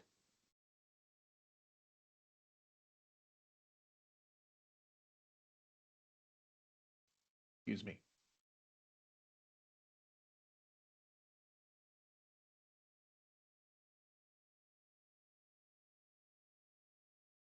Now here we are into the most common complaint and biggest philosophical struggle we have with the National Register program.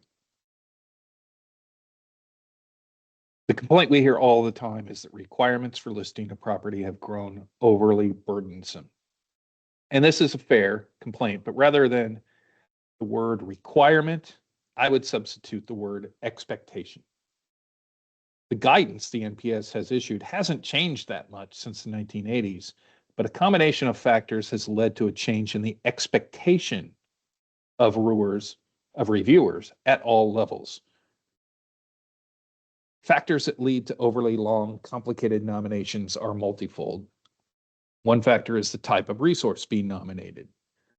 As the universe of eligible properties expands and the recognition of swaths of history that were previously neglected grows, the amount of effort to create an appropriate context increases. Other factors include the lack of up-to-date scholarship on some subjects, lack of comprehensive survey.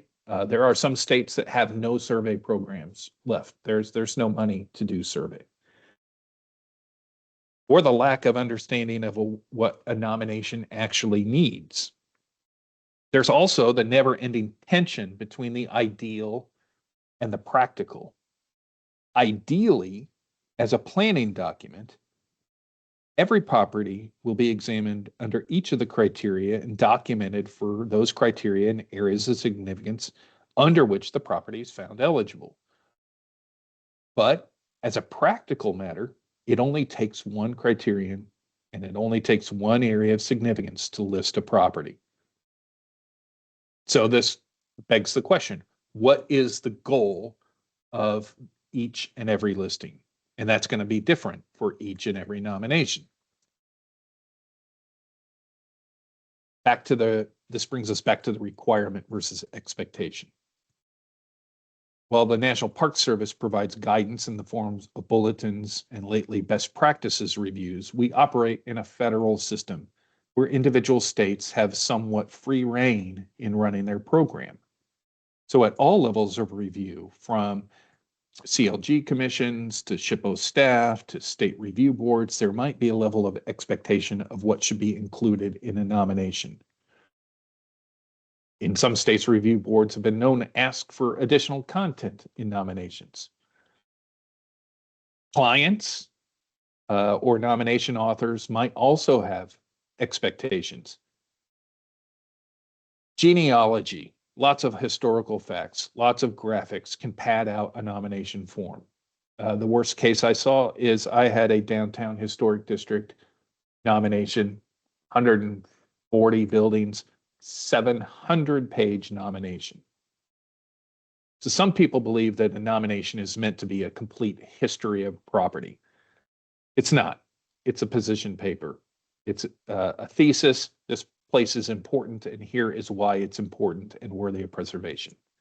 So a lot of nominations will throw a bunch of facts about the property and historical background about its location into a narrative, and then hope that that will suffice. Ideally, the narrative will be crafted in a way that sifts through those facts and background and focuses on answering the simple question, why is this place significant? So you're crafting this position paper and you should focus on that position, make a claim, and then use your research to support that claim. In the end, we here at the Park Service look for whether the claim of significance, whether it be a single criterion, an area of significance, or multiple, is adequately documented, and that the author made an effort to evaluate the property within its appropriate context to justify its eligibility. We make sure that the document itself is technically sufficient. We might be left wanting more, but if the nomination is adequate, we will accept it. In the end, the ultimate goal is to create a document that is useful for planning purposes. After all, that's why the National Register was created. It is a planning tool for the federal government. It has other uses. It has other benefits. It can be used in other ways, but its primary purpose is to provide the federal government a list and reason of historic places and why they should be accounted for during federal actions.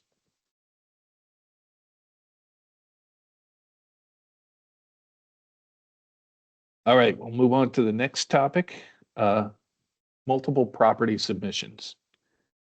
So we're going to go a little bit of history. The first efforts to streamline nominating properties that had a similar theme was the old thematic resources nomination format.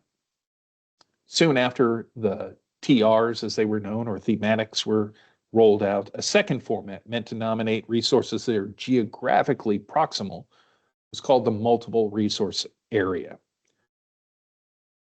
The multiple property submission was created to combine the two approaches, but also to elevate the documentation standards. If you look at the old TRs and MRAs, you're going to see minimal information about individual properties.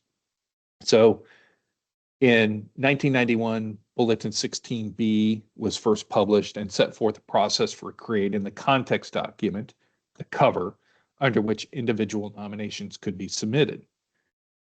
The one thing that the MPS format and the published guidance stresses was that all properties nominated under the cover have to be individually eligible.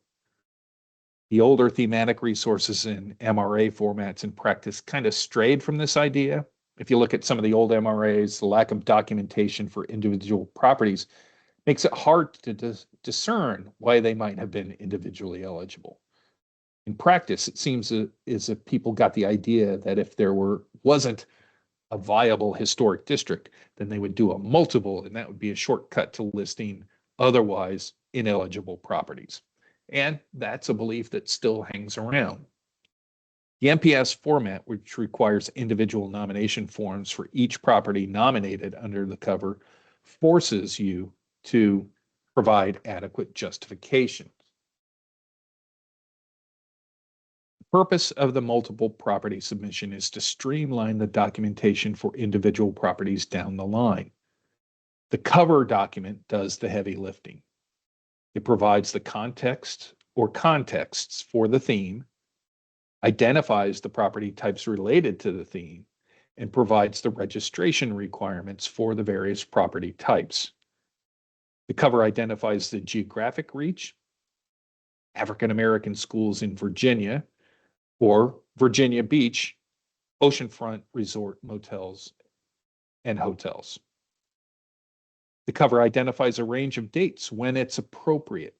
Emergency conservation work in Prince William Forest, 1933 to 1942. It identifies the property types associated with the theme and explains why they are significant. It should identify the conditions where a property is eligible. And this is the key part to the cover and the part that is most often given the least amount of attention.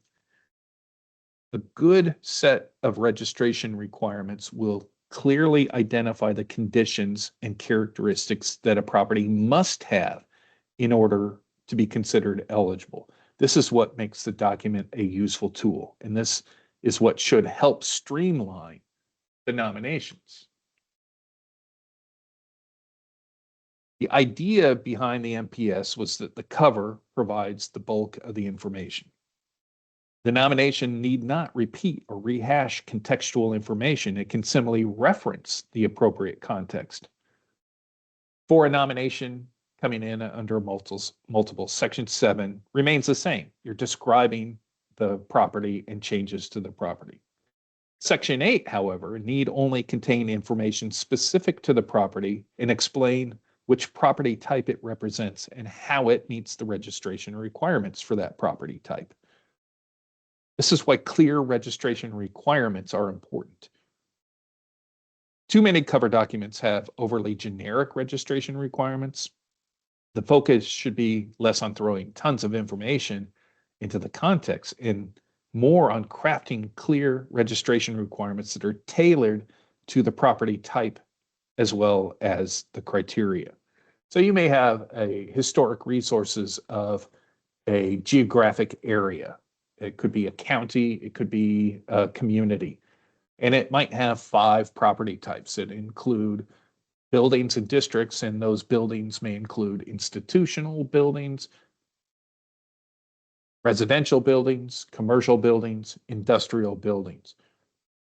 The registration requirements for each of those property types should read differently because they're going to be tailored to the property type. The characteristics that are important for a residential building are going to be different than the characteristics that are important for an institutional building. And the registration requirement should acknowledge that. If the property type significance and registration requirements are clear and detailed in the cover, then the statement of significance for the individual nomination can be short and to the point. As I noted earlier, simply providing the facts and circumstances of the property itself, when it came into being, when it achieved significance related to the theme, and then cite how it meets the registration requirements for that property type. There's no need to rehash, copy, or reinterpret the historic context. Now, here's an example from your neighbors to the west. West Virginia produced a multiple property for Mail Pouch Barns of West Virginia.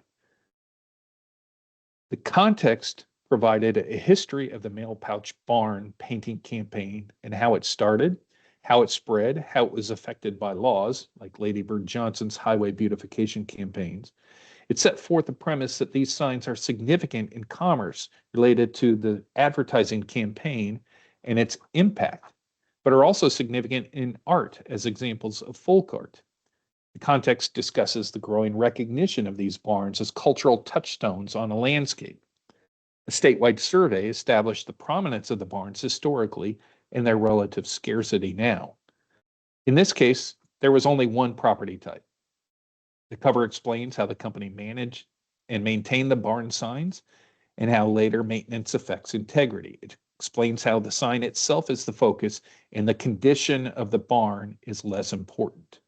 So here you see the entirety of Section 8 of an individual nomination, slightly over 1 page. The entire document is 20 pages, and most of that is taken up with the embedded images.